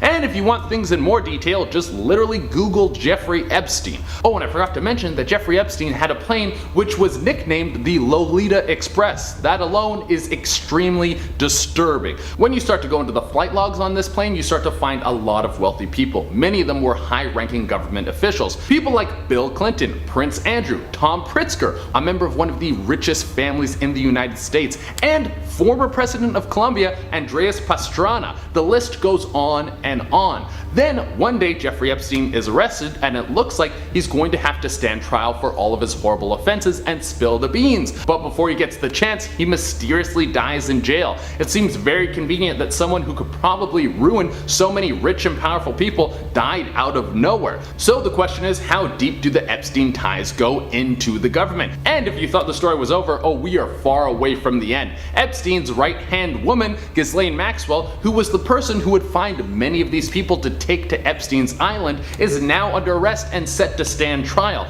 And in a strange turn of events, the president was questioned about her being in jail, and he said, "I wish her well." What does that mean? Who knows? The US military once funded a flying saucer program. Yeah, you heard me right. While the public has always been fascinated with the government's investigation of UFOs, the fact that the military once funded the design of its own flying saucers hasn't been made public until about the last 10 years. The Avro Canada VZ-9 Avro car was a VTOL aircraft developed by Avro Canada as part of a secret US military project carried out in the early years of the Cold War. The Avro car intended to exploit the Coanda effect to provide lift and thrust from a single turbo rotor, blowing exhaust out of the rim of the disc-shaped aircraft. In the air, it would have resembled a flying saucer. Fascinating. So you're telling me the government had access to UFO tech knowledge and wanted to build their own without telling anybody? Am I shocked? Absolutely not. More like it's just something to add to the evidence files of why we really can't trust the government when it comes to stuff like this. Originally designed as a fighter-like aircraft capable of very high speeds and altitudes, the project was repeatedly scaled back over time, and the US Air Force eventually abandoned it. Development was then taken up by the US Army for a tactical combat sort of situation, a sort of high-performance helicopter to combat Soviet weapon planes. In flight testing, the Avro car proved to have unresolved thrust and stability problems that limited it to a degraded low-performance flight envelope. Subsequently, the project was completely cancelled in September of 1961. I wonder if it was a lack of element 115, or stabilized element 150. Throughout the history of the program, the project was referred to by a number of different names. Avro referred to the efforts as Project Y, with individual vehicles known as Spade and Omega. Project Y2 was the one funded by the US Air Force, who referred to it as WS-606A, Project 1794, and Project Silverbug. When the US Army joined the efforts, it took on its final name, Avrocar, and the designation VZ-9, part of the US Army's VTOL projects in the VZ series. The first Avrocar, SN587055, after tethered testing, became the wind tunnel test model at NASA Ames, where it remained in storage from 1961 until 66, when it was donated to the National Air and Space Museum in Suitland, Maryland. The area continued gathering dust for about the next 40 years, and the museum finally scheduled it for restoration and display at their newly constructed Stephen F. Udvar Hazy Center. Now the Avrocar has been loaned to the National Museum of the United States Air Force in Dayton, Ohio, and I think it arrived in about November of 2007. After a full restoration, which included fabrication of both mixing plexiglass bubbles, it was put on display in June of 2008 in the museum's Cold War Gallery. Now it has since been moved to the Presidential Aircraft Gallery, and in 2016 the Avrocar was moved to the museum's Research and Development Gallery in its new fourth hangar. The thing's been shuffled around a little bit. A full-scale replica of the Avrocar was prepared for the 2002 production, Avrocar, Saucer Secrets from the Past, and now resides as an exhibit at the Royal Aviation Museum of Western Canada, over in Winnipeg, Manitoba. Maybe I'll take a trip someday. Alrighty folks, raise your hands now if you've ever owned an iPod. Personally, I've owned 2 iPod Touch models in my life. The original had the metal back, I covered it with a pink gel case, and it was the first thing I bought with my babysitting money. Sadly, its battery wasn't fantastic, but I still have it, and I can still power it up. It has all my old games that were discontinued from the Apple Store, still loaded, such as Surviving High School and my ultimate favorite, Cause of Death. May that game rest in peace, it was too good for this world. We got like episodes every week, it was fantastic. Okay, I promise this was all on topic. According to former Apple software engineer David Shayer, the tech company worked with the US Department of Energy on a covert project back in 2005. The special iPod was allegedly supposed to act as a Geiger counter by testing radiation levels in the air, to be shared amongst people who needed to know that information. You could walk around the city, casually listening to your tunes or recording evidence of radioactivity while scanning for smuggled or stolen uranium, for instance, or evidence of a dirty explosive development program with no chance that the press or public would get wind of what was happening. This is all according to the spokesman. So pardon me, the government was casually using an iPod to randomly test for radioactive matter? Why was there a reason to test for such matter? What was going on in the air? Should I be more concerned about random kaboom events happening in my day-to-day life? Right now, I just exit a subway or elevator if I see somebody with an e-bike on, because I've heard way too many accidents with those in enclosed areas, but like, should I be more concerned about stuff in the air? Fun fact about me, I have a really bad habit of losing my belongings, because when it comes to my ADHD, out of sight, out of mind, really rings true. I'm trying to think right now what was the most devastating thing I've lost over the years. I also forget that. So I think it's just the amount of times that I've lost my transit pass and had to replace it. I'm not gonna say how many times, but it's a little silly. So something the government doesn't want you to know is that the United States and India came together for a joint mission in the 1960s that, if successful, would monitor China's nuclear development. This covert collaboration unfolded in a geopolitical chessboard where the Cold War tensions played out with nuclear undertones. The goal was to install radioactive isotope Pu-238 powered sensors, but hazardous conditions forced the team to evacuate the Himalayas before the installation was complete. When they returned, the sensors had vanished. Gone. Poof. One of the greatest magic tricks ever, if you ask me. Nobody has tracked down the plutonium devices, but locals believe they are still active in the area and are responsible for melting mountain caps that are causing massive floods. I'm sorry, I need to back up here. We know of random devices hanging out in the mountains that are actively causing global warming problems, and nobody's really doing anything to try and fix that. I'm over here mourning disposable plastic bags and straws because of how convenient they were, but we have these things causing floods and it's just a blip in an article? Come on! Okay, imagine a weapon that couldn't be traced to the attacker. So like every serial killer's dream ever. That was the idea behind the CIA's past attempt at weaponizing lightning, according to a declassified document from 1967. So in the late 60s, an unknown scientist proposed the service behind using lightning strikes as a weapon that would leave behind little or no evidence, making it difficult to identify the US government as the perpetrator. The pitch, which Forbes discovered in declassified CIA files, involved using artificial leaders of thin metal wires to cause discharges to occur when and where they desired them. The wires, a few thousands of an inch in diameter, would unfurl from aircrafts or rockets launched into the atmosphere. Then, once lightning occurred, it would be drawn to the metal wire and strike the ground where the wire terminated. The idea seemed to be that the wire would be close enough to fry whoever the CIA wanted to assassinate with 3 million volts of electricity. If that isn't terrifying to you, it damn well should be, because that's terrifying to me. There were some interesting upsides to the weapon unique to using natural weather phenomena.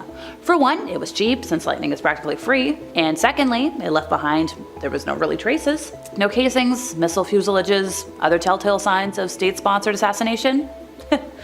Sorry, just sponsored assassination.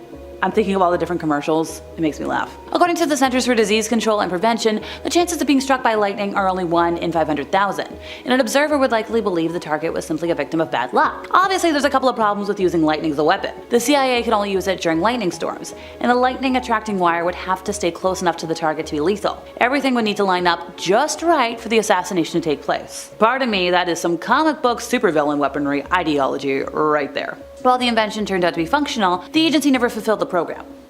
Allegedly. There was nothing 1950s and 60s America loved more than dropping big nuclear devices and watching them go kaboom. From a plan to nuke Alaska, which could still happen, to actually nuking space, America wasn't shy about seeing some scenery and thinking, I'm gonna put a mushroom cloud right there. But in these early days of nuclear weaponry, we still didn't really know the effects these nuclear tests had on the human body. I've talked a lot about nuclear stuff today. It's kinda scary. We did have estimates on how much radioactive strontium produced by tests would kill a person, but the exact effects of fallout on humans and human tissue were basically unknown and unstudied.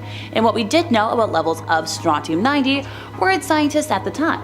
And yet, the world continued to test weapons. Project Sunshine was a series of research studies that began in 1953 to figure out the impact of radioactive fallout on the world's population. The project was initially kept secret, and only became known publicly in 1956. Commissioned jointly by the United States Atomic Energy Commission and USAF Project RAND, Sunshine sought to examine the long-term effects of nuclear radiation on the biosphere due to repeated nuclear detonations of increasing yields. With the conclusion from Project Gabriel that radioactive isotope SR90 represented the most serious threat to human health from nuclear fallout, Project Sunshine sought to measure the global dispersion of SR90 by measuring its concentration in the tissues and bones of the dead. Of particular interest?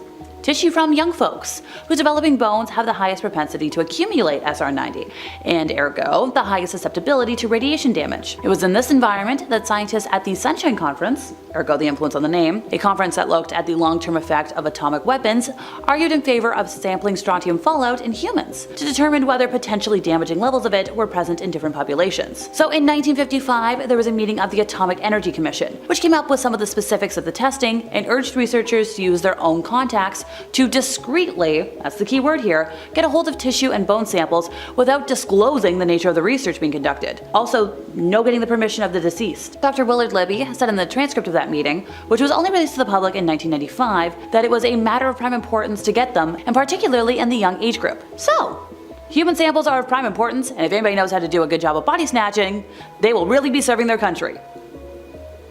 Sunshine recruited a worldwide network of agents to find recently deceased little ones and then take samples and even limbs that were collected without notification or permission. Only about 6,000 corpses from 26 bone collection sites around the world were shipped under top secret conditions to the project's headquarters in Chicago and to a satellite research office at Columbia University in New York. In one particularly grim example, a stillborn's legs were removed by researchers in the UK, and the mother was told she couldn't dress the stillborn for the funeral, to conceal from her that the legs had been taken for the project. Number 5 on this list is secret laws. Now I wish I could be more specific about which secret laws I'm referring to, but if I knew that, then they wouldn't be secret in the first place. I wasn't actually aware of this, but the government of the United States, and I'm assuming other governments around the globe as well, can pass secret laws. These are laws that are specifically not revealed to the public and are just on a need-to-know basis. Full-on legal laws that are now put into practice are getting secretly signed and passed by the higher-ups, and we have no idea what they could even be. This could literally range from making the word ketchup illegal to, I don't know, making it totally legal to steal a car on the 30th of August if there's a full moon out. Alright, so obviously those are wildly extreme examples, and I doubt that those things are actually happening, but you get my point. In America, these laws are called Presidential Policy Directives, which is a fancy way of saying that it's an executive order from the president, which can be revealed to the public if they wanted to, or can remain secret. These don't happen in just crazy times of crisis either. They happen a lot more frequently than you may believe. During his time in office, President Obama signed 43 different PPDs, and to this day, there are 16 of them that the public literally has no knowledge of whatsoever. That is a lot of laws that are just floating around that we literally don't know anything about. Now, one has to imagine that these probably don't concern the public and has to do with other secretive government stuff, but what secret government stuff does it concern? Secret deals going down with other countries? Covert missions that the public can't know about? Anything regarding extraterrestrials? This is all on the table with these PPDs, and we may honestly never know. A fun and also scary statistic is that President Reagan, when he was in office, passed at least 325 PPDs. That is just an insane amount of laws that we don't know anything about. It also begs the question,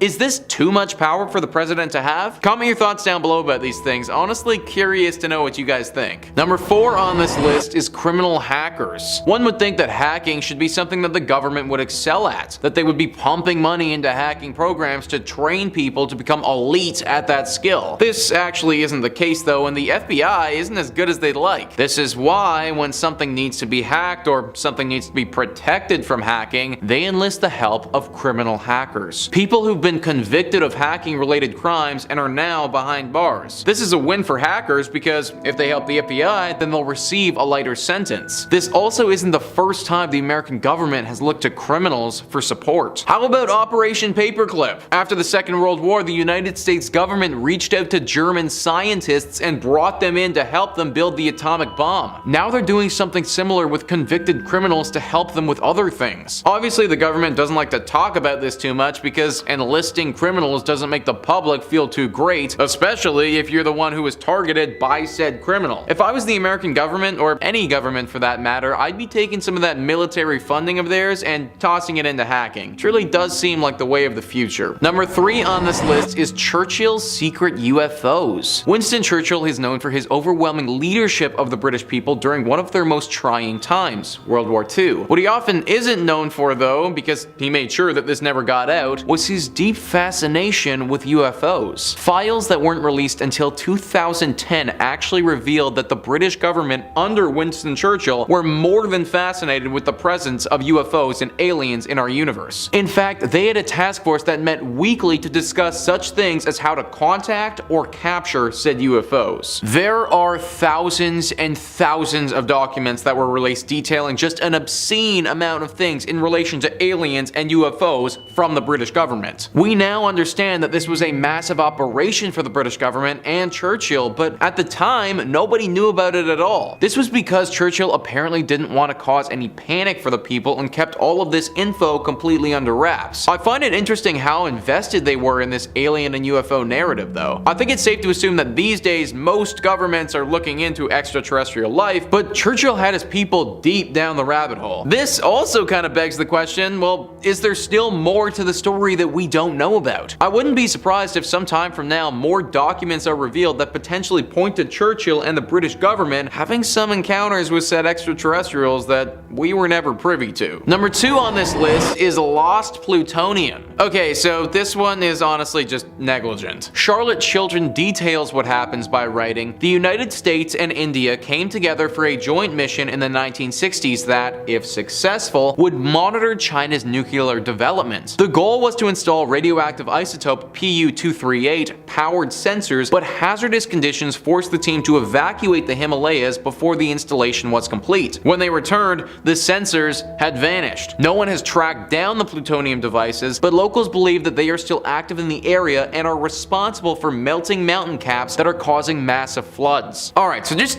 think about that, guys. The government literally just lost a bunch of extremely dangerous plutonium and then was like, ah, shucks, I guess we'll just leave it then, and then left the Himalayan mountains in a state of disarray. They're now causing major negative environmental impacts on the mountains and those who live around them. Not to mention the entire other aspect of this. What if someone we don't want finding a bunch of dangerous plutonium found a bunch of dangerous plutonium? Plutonium can be used to make nuclear weapons, and having some rando just pick this thing up in the Himalayas probably isn't the best thing for society. This is why this failed venture hasn't been talked about too much, and the government likes to keep it under wraps. Next time though, guys, let's try to be more careful what we do with this super dangerous, super radioactive chemical, I think. Number 1 on this list is Project Sunshine. This thing was just totally messed up and is truly almost unbelievable. Wikipedia writes, Project Sunshine was a series of research studies that began in 1953 to ascertain the impact of radioactive fallout on the world's population. The project was initially kept secret and only became known publicly in 1956. Commissioned jointly by the United States Atomic Energy Commission and USAF Project RAND, Sunshine sought to examine the long-term effects of nuclear radiation on the biosphere due to repeated nuclear detonations of increasing yield. With the conclusion from Project Gabriel that radioactive isotope SR90 represented the most serious threat to human health from nuclear fallout, Project Sunshine sought to measure the global dispersion of SR90 by measuring its concentration in the tissues and bones of the dead. Of particular interest was tissue from the young, whose developing bones have the highest propensity to accumulate SR90 and thus the highest susceptibility to radiation damage. Sunshine elicited a great deal of controversy when it was revealed that many of the remains sampled were utilized without prior permission from the deceased or from relatives of the dead, which wasn't known until many years later. Okay, so let's just go over that last part again, guys. People didn't know that the government was testing on dead bodies of their loved ones. The American government was literally stealing the dead bodies of their citizens, prioritizing the bodies of the young when they did it, and then releasing a horribly radioactive chemical around them to see what would happen. And also, who the hell named this? Project Sunshine? What the hell is possibly bright and sunshiny about this? This is just messed up, man. It's no wonder the government wanted to keep this a secret. They knew that this was horribly wrong and bad. I guess we just need to cross our fingers and hope that something like this isn't happening secretly under our noses right now. Number 5, David Grush. If you are an UFO enthusiast at all, you have definitely heard the name David Grush lately. David Grush is a former intelligence officer.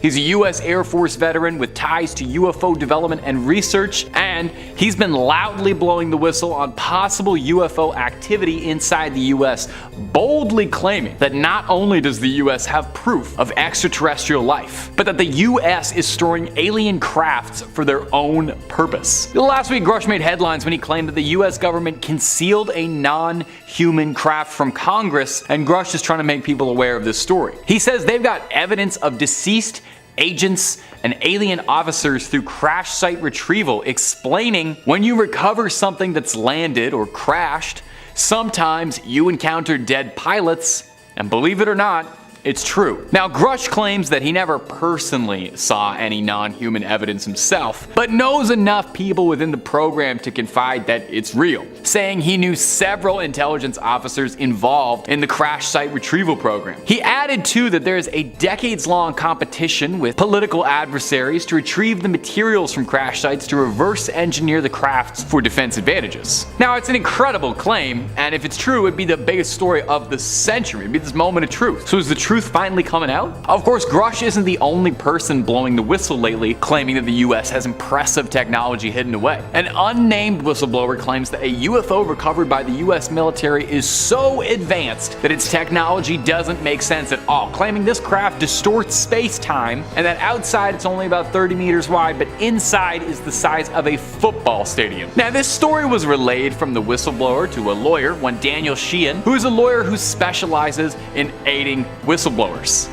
There really is a guy for everything there, isn't there? Story goes is that the crash site recovery crew found this craft 30 feet embedded in the earth. They sent an agent inside and discovered that it's like the TARDIS, saying that it was much, much bigger on the inside and that he was disoriented and nauseous after stepping inside and discovering the craft was impossibly large. Wow, maybe, you know what? Alien crafts, we could use those as cheap housing, fill a lot of people inside if they're bigger on the inside. Maybe a possible solution to a housing crisis? I just solved it. You're welcome. And if you're looking for way more scary footage of UFOs, aliens, all sorts of conspiracy stuff like that, you better believe the Top 5 Scary has all of that and then some. Click on through, make sure you ring that little bell so you don't miss a single video of ours, but do that at the end of this video if you wouldn't mind, because I got 4 more Pentagon secrets coming for you right now. Number 4, Operation Paperclip. In the waning years of World War II, around 1945, the US was starting to worry they were going to need an edge against the Soviet Union in the coming future, and they wanted to take every advantage they could find for technological advancements. Also, put a little pin in that, make a note of how many times the sentence "the US wanted an edge over the Soviets in the future" comes up in this video. So they would do anything they could to get advancements, even if that meant picking some advancements from unbelievably dubious sources. This operation was called Operation Paperclip, and it was a secret United States intelligence program in which more than 1,600 German scientists, engineers, and technicians were all taken from a certain National Socialist Party in Germany that tried to take over most of Europe, if you know the one that I'm referring to. When large numbers of German scientists began to be discovered in April of 1945, the US set up a few makeshift detention centers in Paris and Frankfurt. Now, this early draft of the project was called Operation Overdraft, and the idea was that it was going to help end the war against the Japanese and immediately benefit the post-World War II world. In November 1945,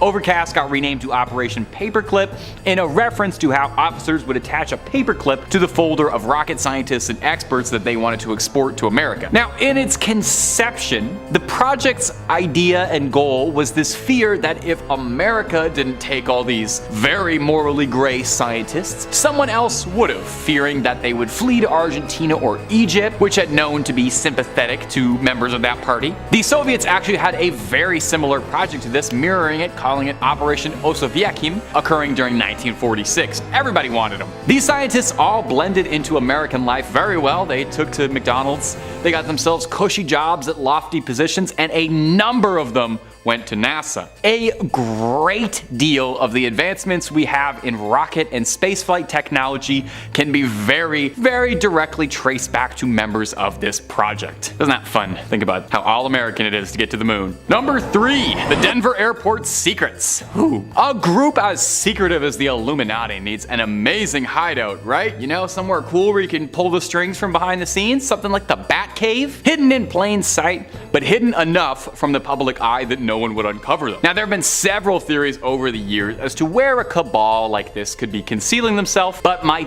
definite favorite conspiracy is that they use the Denver airport as a base of operations. The Denver airport is just rife for conspiracy theory on its own, and I have to admit, even as a very large skeptic, there's enough in here to have me rubbing my chin and wonder. First and foremost, there's a giant terrifying horse statue that looks like a stallion Satan would ride into battle more than anything you'd expect to see on an airport. It's got red glowing eyes and it sets off a few eyebrows and then gets a million times weirder conspirator when you learn that the creator of the statue was crushed to death by this statue, meaning this horse has taken a life before.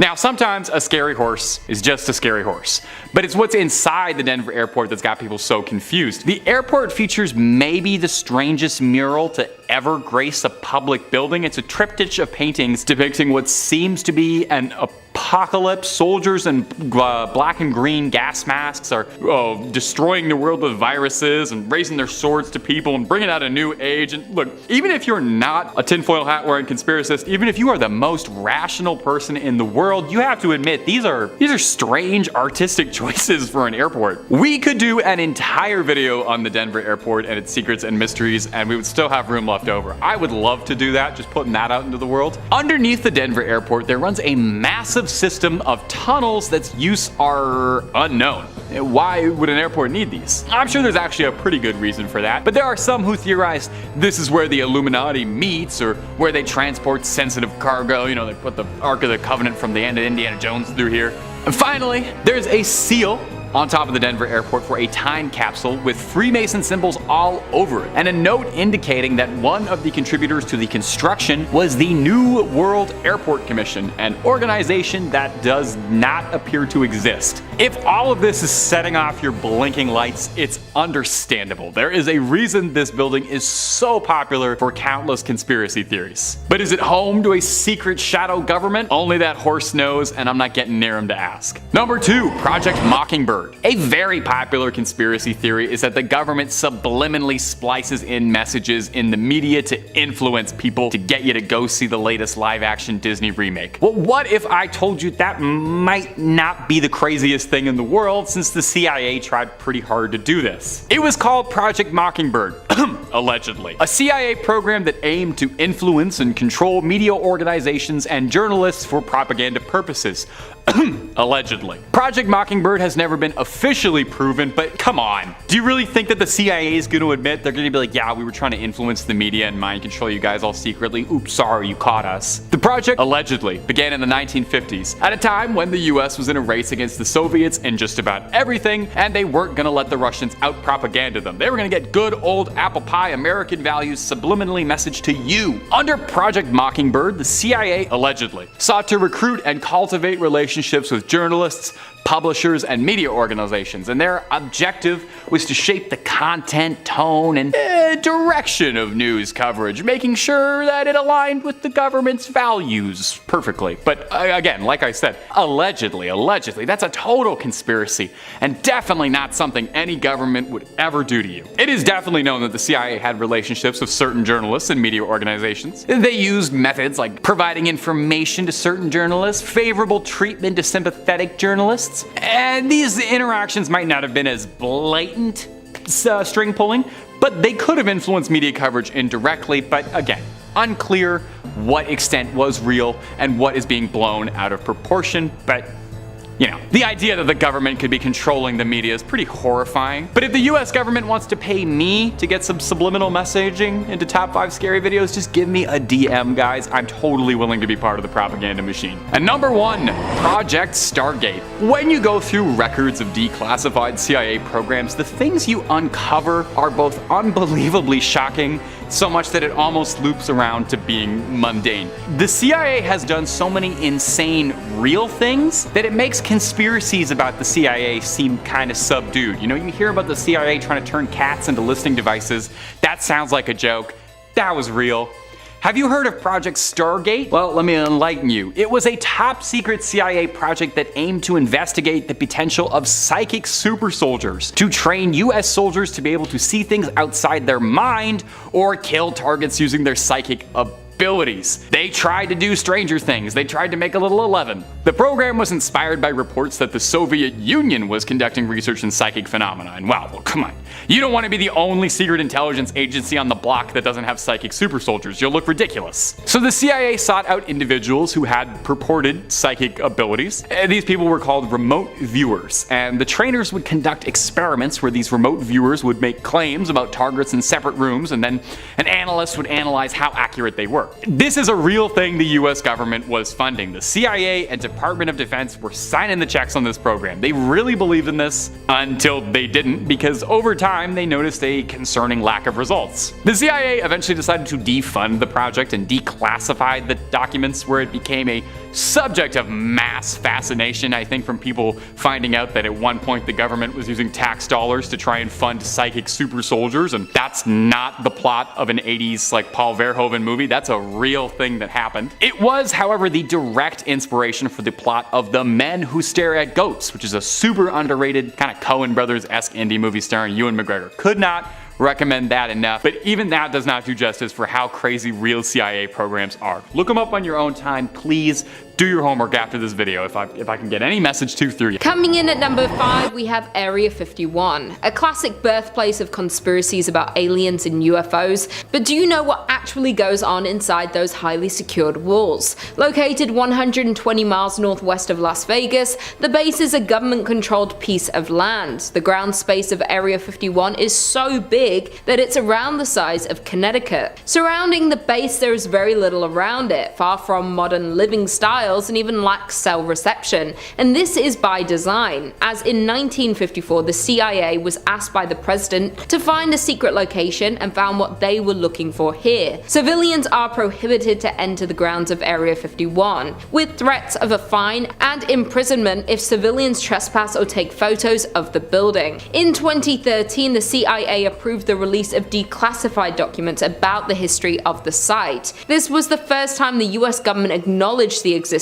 of Area 51, even though it has been in operation since 1955. Area 51 is shrouded in mystery. According to ex-government sources, this mysterious area of Nevada is mostly a test site for experimental military technology, like the SR-71 Blackbird airplane, and now a secret extraterrestrial testing facility. Additionally, Area 51 is home to the nation's overhead surveillance program. It's where some of the most important spying aircraft in American history was assembled, tested, and ultimately sent out on missions. Experts say it's likely remains an area for the Air Force and US spy agencies to develop the next generation of aircraft and other weapons of war. The conspiracies around Area 51 in relation to examining aliens are due to the multiple reports of reported UFOs around the grounds of Area 51. Though these weren't UFOs, they were the aircrafts the government was testing on the grounds. That being said, since it has forever been locked away from the public, it's not for certain exactly what goes on within the walls of Area 51. But the fact that it was declassified 60 years after it began operations is a bit scary if you ask me. In at number 4, we have John Lennon's CIA case. John Lennon is a pop culture icon and is best known for being one of the members of the Beatles, though the Federal Bureau of Investigation considered Lennon a threat. This is because the government wasn't too keen on a foreigner spreading anti-war, anti-Nixon messages to the rather large counterculture movement in the United States. Thus, the FBI did what the FBI does best and kept detailed surveillance records of Lennon's activities while actively trying to deport him. The FBI suspected Lennon would disrupt proceedings in the 1972 presidential election, where Nixon hoped to be re-elected, with a planned tour complete with voter registration efforts and anti-war protests. To help stop him, the Immigration and Nationalization Service, which would later be absorbed into the Department of Homeland Security, began deportation proceedings against Lennon. It appears that their preemptive efforts worked. Lennon never did the tour and Nixon was re-elected. It took 14 years for the FBI to release their files on John Lennon. Historian John Wiener spent those years fighting to gain access to the FBI's secret files on John Lennon. At first, the FBI refused to release many of the documents, saying their release would endanger national security. Wiener's Freedom of Information case went all the way to the Supreme Court before the FBI agreed to settle. In those files, it seems that their biggest concern was Lennon's association with radical anti-war activities, and his ability to influence voters to vote against the Nixon administration in the coming election. Therefore, the CIA led to the conclusion that his visa should be terminated in the interest of national security. John didn't go down without a fight though and fought this claim with lawyers. When that didn't work, the CIA tried to deport Lennon, this time by catching him for narcotics, even though the FBI doesn't enforce possession of narcotics charges as it is a state offense. That being said, the CIA proceeded to give the Miami FBI office a discreet porter to arrange a drug bust. However, all of Lenin's files were destroyed due to what they claimed to be part of a routine file destruction procedure, so this can't be known for certain. Coming in at number 3, we have the Bohemian Club. The Bohemian Club is an elite invitation-only social club founded in San Francisco in 1872. The Bohemian Club began renting the campground for an annual retreat before purchasing it outright in 1899. But what actually happens at the club? Well, in June and July, some of the wealthiest and most powerful men in the country flocked to the Redwood Grove in Sonoma County, California. They're all members of this so-called Bohemian Club, a private all-male club that's counted US presidents, military officials, artists, and business leaders as members. Over the years, a number of those gathered club members have happened to be US presidents. Because of its secrecy, strange ceremonies, and elite body of members, the Bohemian Club has long been the subject of sinister online rumors, with a number of journalists trying to infiltrate the campground just to try and get a glimpse of what actually goes on in the camp. The journalist Alex Shumatov was caught and detained for trespassing. Filmmaker Alex Jones had more success with his infiltration in 2000, where he entered the camp with a hidden camera. Jones was able to capture a ceremony called the Cremation of the Care. During the ceremony, members were seen wearing costumes and cremating a coffin before a 40-foot owl. While the reported Philip Weiss snuck into the Bohemian Grove in 1987 and spent a few days mingling with the rich and powerful. A former dining server described the club as a place where the elite could engage in behavior that doesn't usually fly for people of their stature in the regular world. In the 21st century, the Bohemian Club maintained its reputation for being highly exclusive, with a predominantly Caucasian membership composed of the richest and often most politically conservative men in the United States. Coming in at number 2, we have Walt Disney working for the FBI. Who would have thought that the founder of Mickey Mouse and the Disney Empire served as an FBI informant? From 1940 until his death in 1966, Walt Disney secretly served in the FBI. Walt Disney served as a secret informant for the Los Angeles office of the Federal Bureau of Investigation. According to documents that have come to light about this secret arrangement, Disney was tasked with reporting on the activities of Hollywood actors, writers, producers, directors, technicians,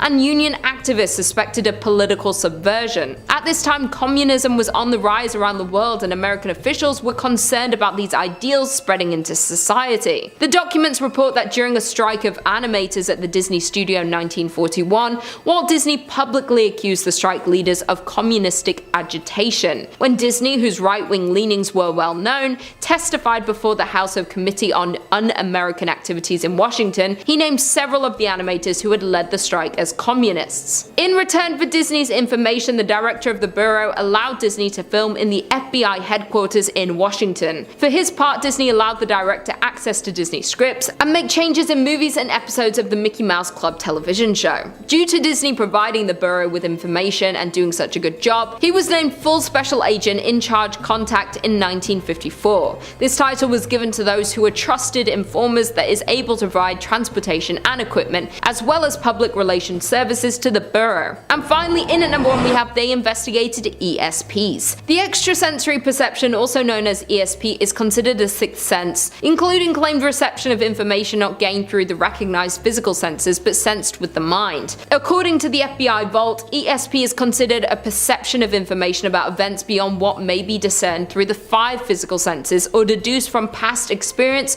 or knowledge. The FBI's interest in ESP goes back to 1957, when the bureau was contacted by a man called Foose, who claimed that he could teach the blind to see. While CIA was not impressed by the tricks of Foose, it wouldn't be the end of the agency's or the FBI's interest in psychic and paranormal phenomena. From there, the FBI once spent time and money investigating extrasensory perception. There has also been reports of experimenting with ways to weaponize people with ESP. This was a highly secret program during the 1970s by the government that took place in research labs in California. The bureau attempted to look at the phenomenon from a rational and logical viewpoint, using cold hard science and math, much like the CIA and DIA later would. In their attempt to construct a laboratory test to objectively measure psychic phenomena, the results of the laboratory tests that they held remained remain unknown as the files were excluded from the FBI's release. Considering the interest of the Army and CIA in the FBI's psychic research, whatever their results were likely helped justify the future course of the intelligence community's research into psychic perception. Based on concerns ESP could be used as part of an international spying,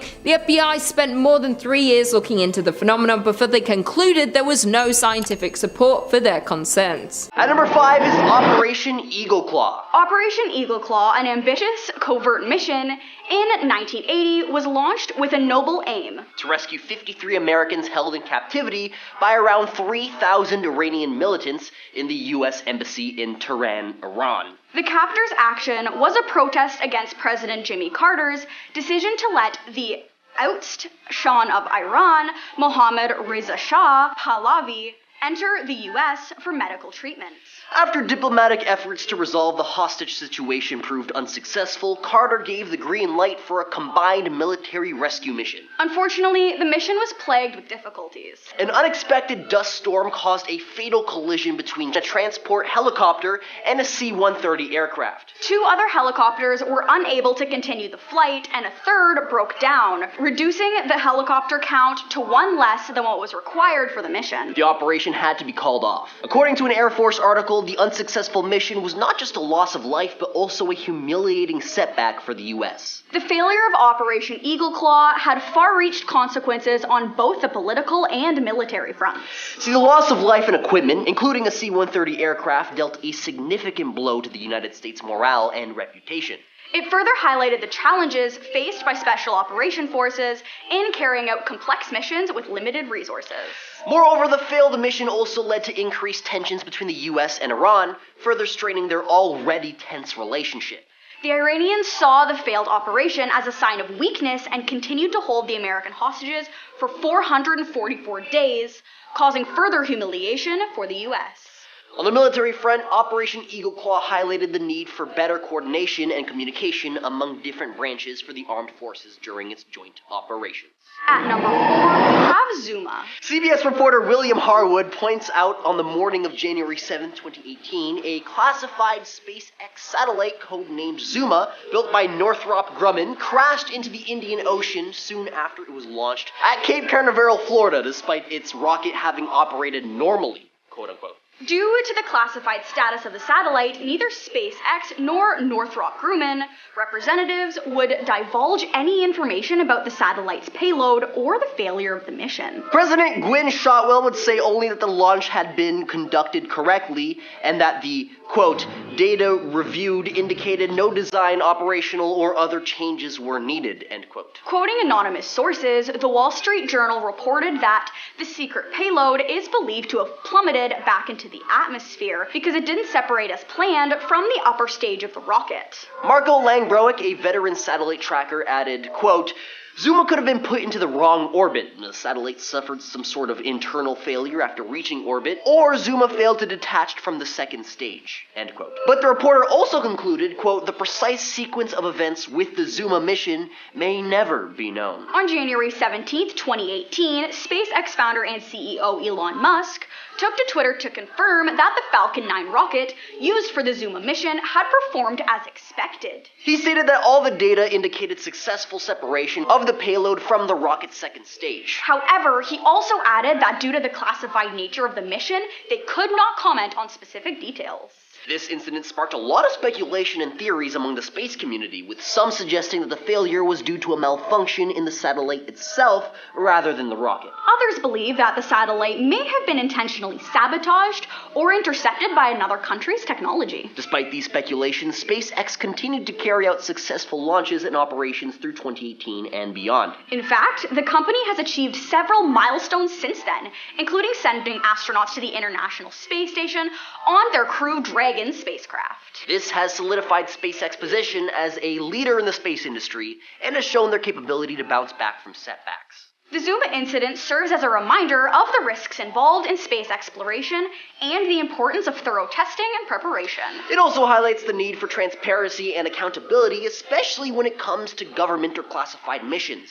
As we continue to push boundaries and explore new frontiers, it is crucial that we learn from these incidents and constantly strive to improve our technology and processes. At number 3 is the Folly Rescue Mission. Another rescue mission that did not fare well was the secret operation to liberate American journalist James Foley and others being held captive in Syria by Islamic State (IS) militants. President Obama authorized the operation, which the Pentagon officials said involved air and ground components. The reasons for the failure of the mission was simple. The hostages were not present at the targeted location. According to a BBC report on the operation, quote, several dozen troops dropped by aircraft into Syria, offed a number of IS militants without themselves suffering casualties. Despite the failure of the mission, the tragedy brought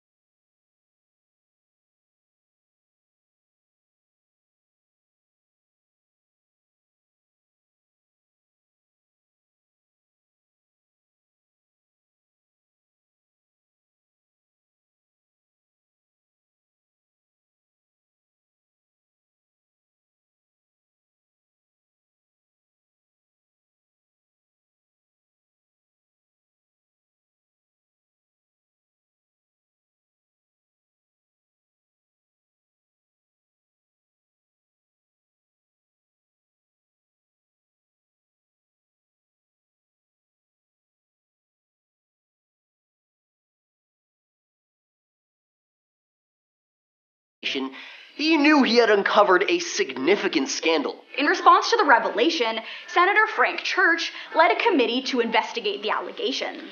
The committee discovered, among other alarming facts, that Operation Chaos had led to the creation of 7,200 files on American citizens. Not a single link was found between the leading peace movement figures and U.S. embassies, thereby concluding that these domestic movements were largely spurred by ideological opposition to President Nixon's foreign and domestic policies. Despite this, the CIA persisted with its politically charged domestic spying program until 1973, when it was correctly suspected the program would be exposed. During the Cold War era, the United States government and its intelligence agencies were particularly paranoid about communist sympathizers and potential threats to national security. Believing that they had a duty to protect the country from internal subversion, programs like Operation Chaos were created to gather information on suspected radicals and activists. However, this led to severe violations of privacy and civil liberties of American citizens. The Senate's Church Committee, along with other investigations, uncovered the disturbing truth behind these programs and their widespread abuse of power. As a result, stricter regulations were implemented to prevent further misuse of intelligence gathering for political purposes. Today, the legacy of Operation Chaos serves as a reminder of the dangers of unchecked government surveillance and the importance of protecting civil liberties. The revelations of such programs also highlight the need for transparency and oversight in government actions, particularly in those involving national security. It's crucial to strike balance between protecting the country and respecting the rights of its citizens. As technology continues to advance and governments gain more power, it becomes more and more critical for individuals to hold their leaders accountable and demand accountability for any potential abuses of power. The lesson learned from Operation Chaos should not be forgotten and serve as a cautionary tale for future generations. It's essential to continuously reassess and improve the systems in place to ensure that history does not repeat. Number 5, Pentagon Papers. One of the original government whistleblowers was Daniel Ellsberg, a champion of free speech who passed earlier this year at the age of 92. So we're going to go back a couple of years right now. We're going to go back to 1971 when then 22-year-old Robert Rosie Rosenthal got a call from his boss at the New York Times. He was told to go to room 1111 of the Hilton Hotel, bring enough clothes for at least a month, and not tell anybody. Rosie was part of a team called in to publish the Pentagon Papers, an explosive history of the United States' political and military actions in Vietnam that shattered the government's narratives about the war. Now, Ellsberg, a former military analyst, leaked the secret papers to the press. Rosie shared a close bond with Daniel because of the papers. The two guys spent more time together probably than anybody else on Earth, secretly photocopying them, like all 7,000 pages. Now, back in the day, photocopying meant a lot of time of standing there and waiting. It wasn't the digital incredibleness that we know now. So when Ellsberg leaked the Pentagon Papers, he was turning his back on a long career close to power, immersed in government secrets. His work as a nuclear war strategist made him fear that a small conflict could erupt into a nuclear nightmare. By 1961, he had started consulting for the Kennedy administration and was now directly involved in planning America's nuclear war strategy. Now, in this era, the strategy was called First Strike, meaning we launch our nuclear weapons before the other guy does. So I go first, or else game over. Now, when the Vietnam War flared, Ellsberg worried his worst fears would be realized. So he was thinking, maybe if I leak this report, it could help stop the war? So soon he was secretly copying all 7,000 pages of history that he would come to be known as the Pentagon Papers. And he was showing them to anybody he thought could help. He was showing them like a couple pages here, he had them stashed under his bed, here, there, everywhere. Now, he didn't know it at the time, but even the Secretary of Defense had concluded that Vietnam was a lost cause. He had ordered a secret study about decision making. And it was so secret, even the president didn't know what was happening. This study, which covered the entire history of the conflict going back to the Second World War, would later be called, yeah, you know what I'm gonna say, I've said it enough times, the Pentagon Papers. The papers revealed that the United States had expanded its war with the kabooming of Cambodia and Laos, coastal raids on North Vietnam, and Marine Corps attacks, none of which had been reported by the American media. The most damaging revelations in the papers revealed that 4 administrations, Truman, Eisenhower, Kennedy, and Johnson, had misled the public regarding their intentions. For example, the Eisenhower administration actively worked against the Geneva Accords, which if you don't know, that's a big deal. The Kennedy administration knew of plans to overthrow the South Vietnamese leader at the time before his death in November of 1963. You know, the coup. Johnson had decided to expand the war while promising, "We seek no wider war," during his 1964 presidential campaign, including plans to level North Vietnam well before the 1964 United States presidential election. President Johnson had been outspoken against doing so during said election, and claimed that his opponent, Barry Goldwater, was the one that wanted to harm North Vietnam. Not me. It's the other guy. Ellsberg showed some of the documents privately to sympathetic policy experts, including Marcus Raskin and Ralph Stavins of the Institute for Policy Studies. Now, they declined to publish the papers, but passed on some of them to and recommended he seek the New York Times reporter Neil Sheehan, whom Ellsberg had first met while in Vietnam. Now, before publication, the New York Times sought legal advice. They were like, hey. So they went to their regular outside counsel, Lord, Day & Lord, and they advised against publication. But in-house counsel, James Goodall, prevailed with his argument that the press had a First Amendment right to publish information significant to the people's understanding of their government's policy. So then, President Richard Nixon woke up to the biggest leak in American history. And at first, didn't want to do anything about it because it kind of embarrassed the Johnson and Kennedy administration more than his. But after failing to persuade the New York Times to voluntarily cease publication on June 14th, Attorney General John N. Mitchell and Nixon obtained a federal court injunction forcing the New York Times to cease publication after 3 articles. Now, on June 18th of 1971, the Washington Post began publishing its own series of articles based on the papers. Oh yeah, Ellsberg had given them portions. He had a friend, former Rand Corporation colleague Ben Bagdikian. I I tried. They met up in a hotel in Boston. Now on June 18th, Assistant U.S. Attorney, William Rehnquist, asked the Washington Post to cease publication. After they said no, he sought an injunction, again, in court. Now, according to Ellsberg, in 2017 and 2021, 19 newspapers in total eventually drew on the papers for their investigative work. And eventually all that stuff was overturned, they were able to publish again. Number 4, Gitmo. So if I had $1 for every time I've made a reference to punishment being worse or equivalent to something at, Guantanamo, I'd be able to afford a home in Toronto by now. Back in April of 2011, WikiLeaks, along with the New York Times, NPR, and The Guardian, and other independent news organizations, began publishing 779 formerly secret documents relating to detainees. This event was referred to as the Guantanamo Bay Files Leak, or the Guantanamo Files, or Gitmo Files for short. You know how much I like short forms? The documents consist of classified assessments, interviews, and internal memos about detainees, which are written by the Pentagon's Joint Task Force Guantanamo, headquartered at Guantanamo Bay Naval Base. The documents are marked secret and no foreign, which is information that is not to be shared with representatives of other countries. So, what were the deep dark secrets? Oh, no biggie, just more than 150 innocent Afghan and Pakistani folks, including farmers, chefs, and drivers, were held for years without charges. The documents also reveal that some of the prison's youngest and oldest detainees, who include an 89-year-old man and a teen, suffered from fragile mental and physical conditions. So what happens there? Well, legally speaking, we don't know a heck of a lot, but let's cover what we do know.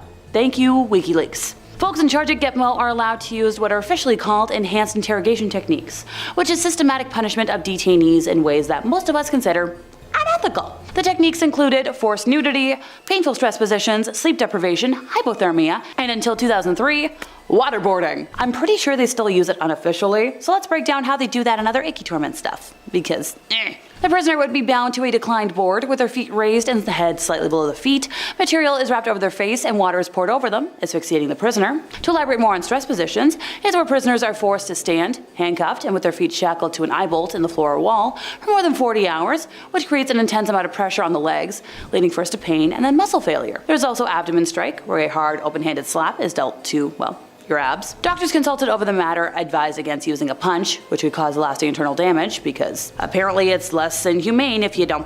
Granted, we don't want to get confused with an insult slap, which is an open-handed slap delivered to somebody's face to cause pain and fear. Now lastly, there's the dreaded shaking, where an interrogator forcefully grabs the front of the prisoner's shirt and, shakes you until, whatever. See, the strikes and shaking are just stuff I've experienced by working in public entertainment, so good to know I can endure that. But still, why was this happening and why did it take so long for us to find out? Number 3, the Tiananmen Papers. So the book is presented as a compilation of selected secret Chinese official documents relating to the 1989 Tiananmen Square protests and massacre. I'm just going to call it T-Square for short from here on out.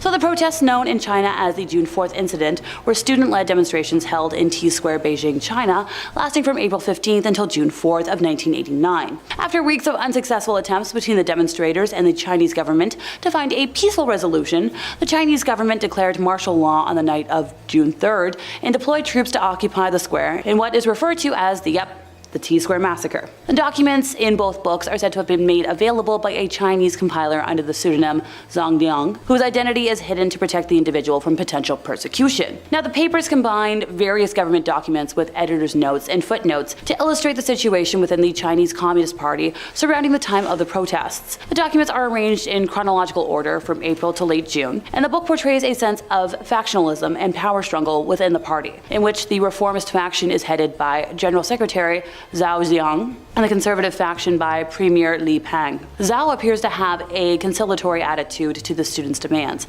deeming the protests to be mostly patriotic. Li had more of a hardline approach and attempted to convince paramount leader Deng Xiaoping that the protests were causing turmoil and that the students were networking. Now the book portrays Deng, the most prominent party elder, as the main decision maker of the party. Nevertheless, I'm glad we know what we do now. Number 2, CIA interrogation tapes.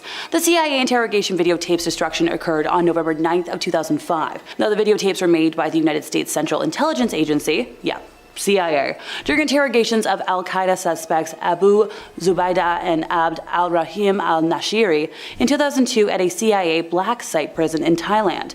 90 tapes were made of Zubaydah and 2 of al-Nashiri. 12 tapes depict interrogations using enhanced interrogation techniques. We've already talked about those today. I talked about them in detail for a reason. Yee! Soon after the taping had stopped though, CIA clandestine operations officers were pushing for the tapes to be destroyed. However, the general counsel of the CIA, Scott W. Mueller, advised the CIA director, George Tenet, to maybe not do that on their authority. Instead, Mueller notified the House and Senate Intelligence Committees in February of 2003 that the CIA would like to have them destroyed, please. Representatives Porter Gross, who later served as CIA director, and Jane Harman thought that would be politically and legally pretty risky. So beginning in 2003, lawyers for Zacarias Masui asked for videotapes of interrogations of detainees that might help, prove that Zacarias was not involved in the September 11th attacks. In May of 2005, Senator Jay Rockefeller made a request on behalf of the Senate Judiciary Committee for the CIA to turn over 100 documents related to the alleged torment of prisoners in American custody.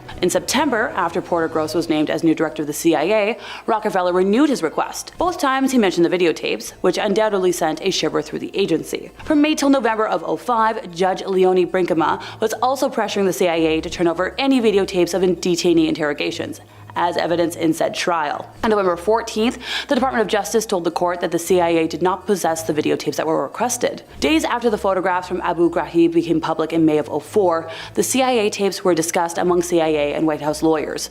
Mueller, representing the CIA, met with Alberto Gonzales, David Addington, and John B. Bellinger III. The three White House lawyers recommended that the tapes not be destroyed. The tapes and their destruction became public knowledge in December of 2007, when the New York Times advised the Bush administration that they had acquired and planned to publish information about the destruction of tapes made of the interrogation, believed to show instances of waterboarding and other forms of possible punishment. Michael Hayden, the director of the CIA, sent a letter to the CIA staff the next day, briefing them on the destruction of said tapes. Hayden asserted that key members of Congress had been briefed on the existence of said tapes and the plans for their destruction. Now, going back to Jay Rockefeller, the chair of the Senate Intelligence Committee, disputed Hayden's assertion, saying that he only learned of the tapes in 2006, a year after their destruction. Now, a criminal investigation by a Department of Justice special prosecutor, John Durham, decided in 2010 to not file any criminal charges related to destroying the videotapes, which I think that's wrong.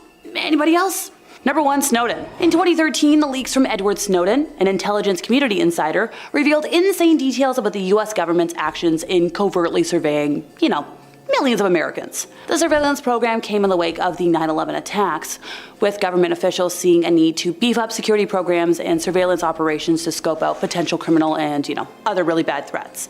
The leaks from Snowden, however, revealed that the government was collecting information from regular citizens, not just potential threats. The revelations from Snowden, a, national security contractor who later fled to Hong Kong and eventually Russia, and was federally charged with the theft of government property and other offenses, also revealed that US programs were used to spy on foreign governments. The leaks showed that the American government bugged a number of European Union offices and spied on at least 38 foreign embassies. The highly classified documents that were leaked by Snowden, who was viewed by some as either a brave whistleblower or a government traitor, ushered in newfound angst for Americans over their digital footprint and personal data, a fight that's still playing out today. Number 5, the Skull and Bone Society. Now, I'm gonna be honest, this video might be the one to get the channel taken down. I've made a lot of bold videos. I've made some very, very heretical claims against the Catholic Church, and I've said some wild things and claimed them as facts regarding the Megalodon, but this might be the video to get the channel blacklisted as we start diving into and talking about some of the most secretive societies out there. The Skull and Bone Society is one of the more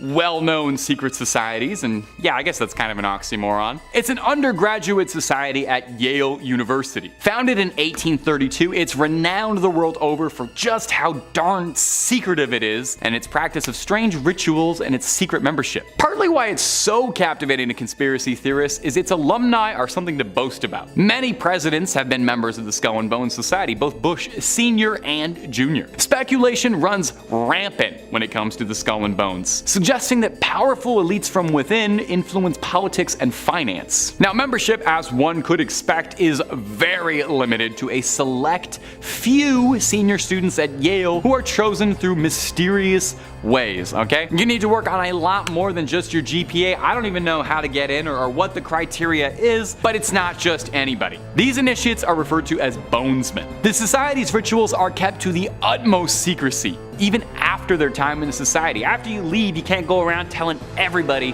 about the Skull and Bones Society and all the stuff you got up to, and clearly no one's doing that because it was not easy to find information for this. Some suggest the society acts as a breeding ground for future leaders, wielding significant power power in business, politics, and finance, while others believe they're part of a larger cabal of conspiracies with hidden agendas tied to the Masons and the Illuminati. Now, there is precious little information regarding the Skull and Bones out there. We know it exists. That much is true. And many powerful people have claimed or have been claimed to be the members. But as far as actual cold hard facts about what happens behind closed doors, we don't know a lot. I am but a humble YouTuber. I never went to Yale. If anyone wants to extend me an invite, I think the Top 5 Scary DMs are open.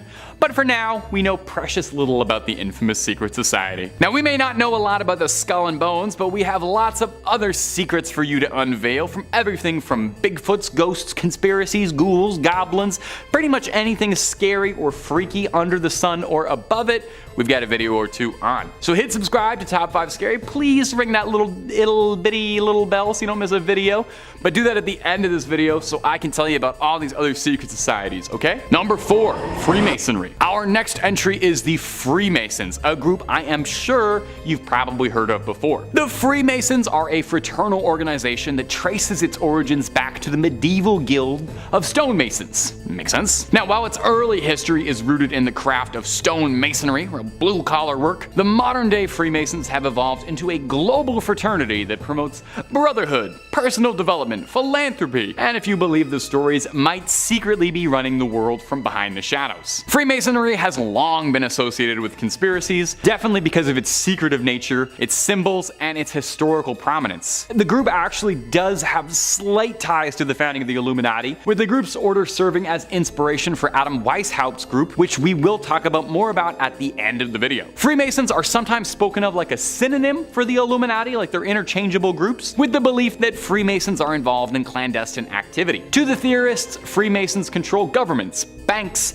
using their influence, and pointing out that throughout history, many notable world leaders and key figures have been Freemasons or have had familial ties to Freemasonry. And there are some wilder conspiracy theories out there too that suggest that Freemasonry is tied to supernatural or occult practices, claiming that Freemasons engage in esoteric rituals and possess hidden knowledge, ancient mysteries, secret teachings.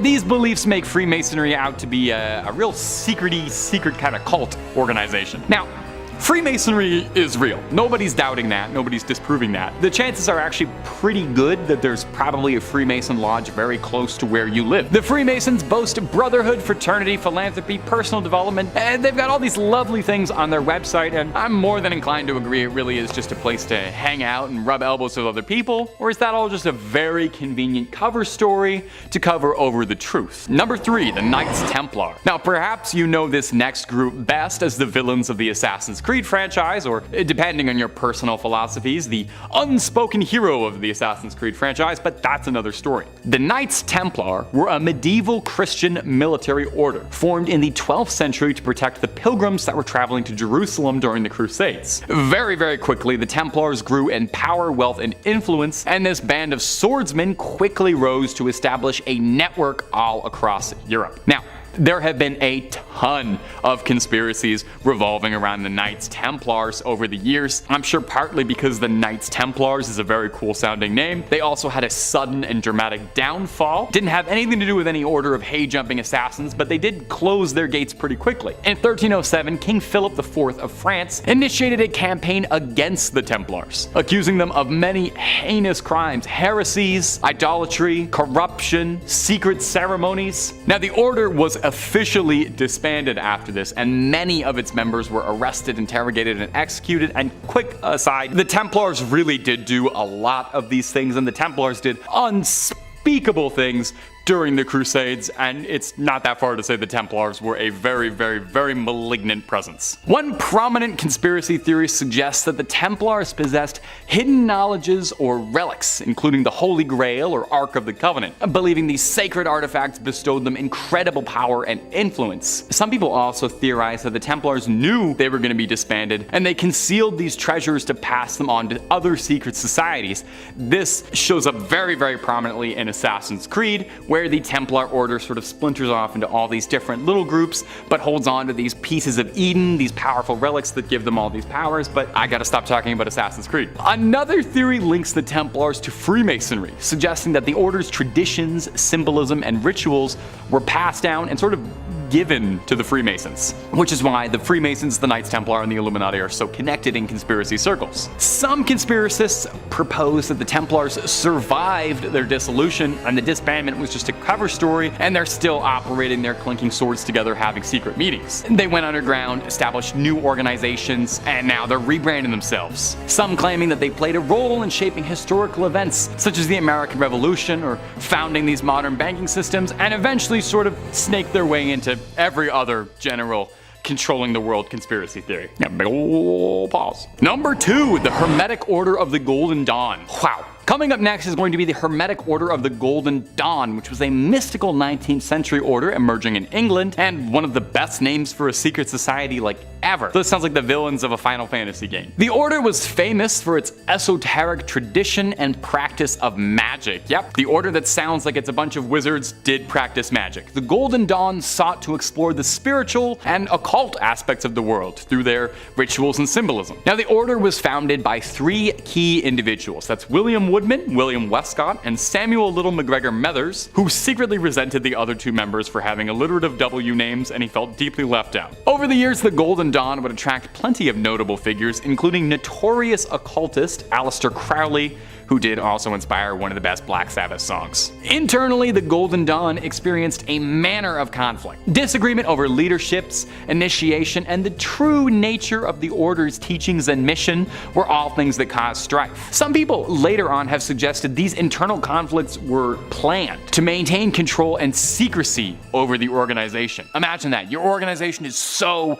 secret, you need to get rid of your own members. Keep them out of the loop. They know too much. Conspiracists believe that the Order's supernatural ties mean they are involved with some paranormal entities. Maybe we're getting a little bit out there. Believing that they were able to manipulate and control individuals and situations. They could control minds and influence. Summon demons. Of course, it could also just be a giant load of hullabaloo, and the Golden Dawn could have been nothing more than a bunch of old men role-playing wizards like a Dungeons and Dragons club. We'll probably never know the truth, though. At number 1, we got the Illuminati proper. They had to be the number 1 secret society, right? Who else could it have been? Is there a more famous secret society? There's probably more secret societies, but I wouldn't know about them. You certainly know the Illuminati as this shadowy organization of puppet masters pulling the strings and influencing the world behind their scenes, using Jay-Z and Beyonce to further their goals somehow. But what do you know of the group's origins?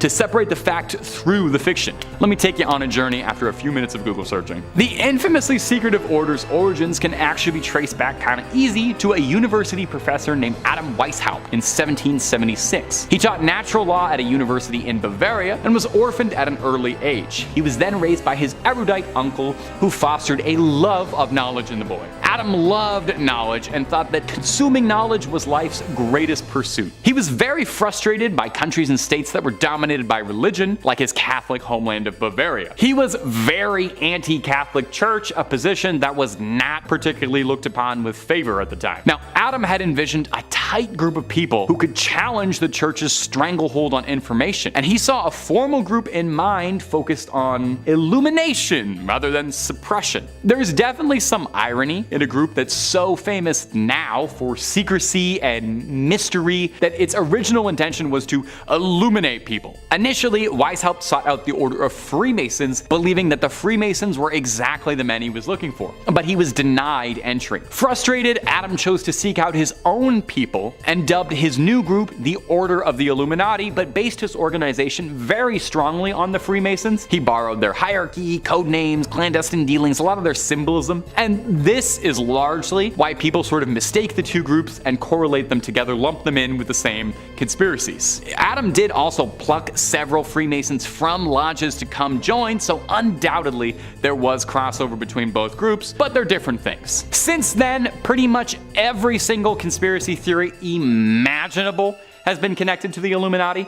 Governments, banks, entertainment, bada bada bada bada bada bada. It's all orchestrated by the Illuminati, and we simply play out their script. Symbols such as the Eye of Providence are seen as proof. You know, it's on the dollar bill, or there's symbology used in music videos and entertainment. That's proof of the group's control. Anytime you see Jay-Z doing one of these, that's proof that he's an Illuminati agent. So there was a real Illuminati, definitely, and there were a bunch of Bavarian nerds, but is there still an Illuminati pulling all the strings?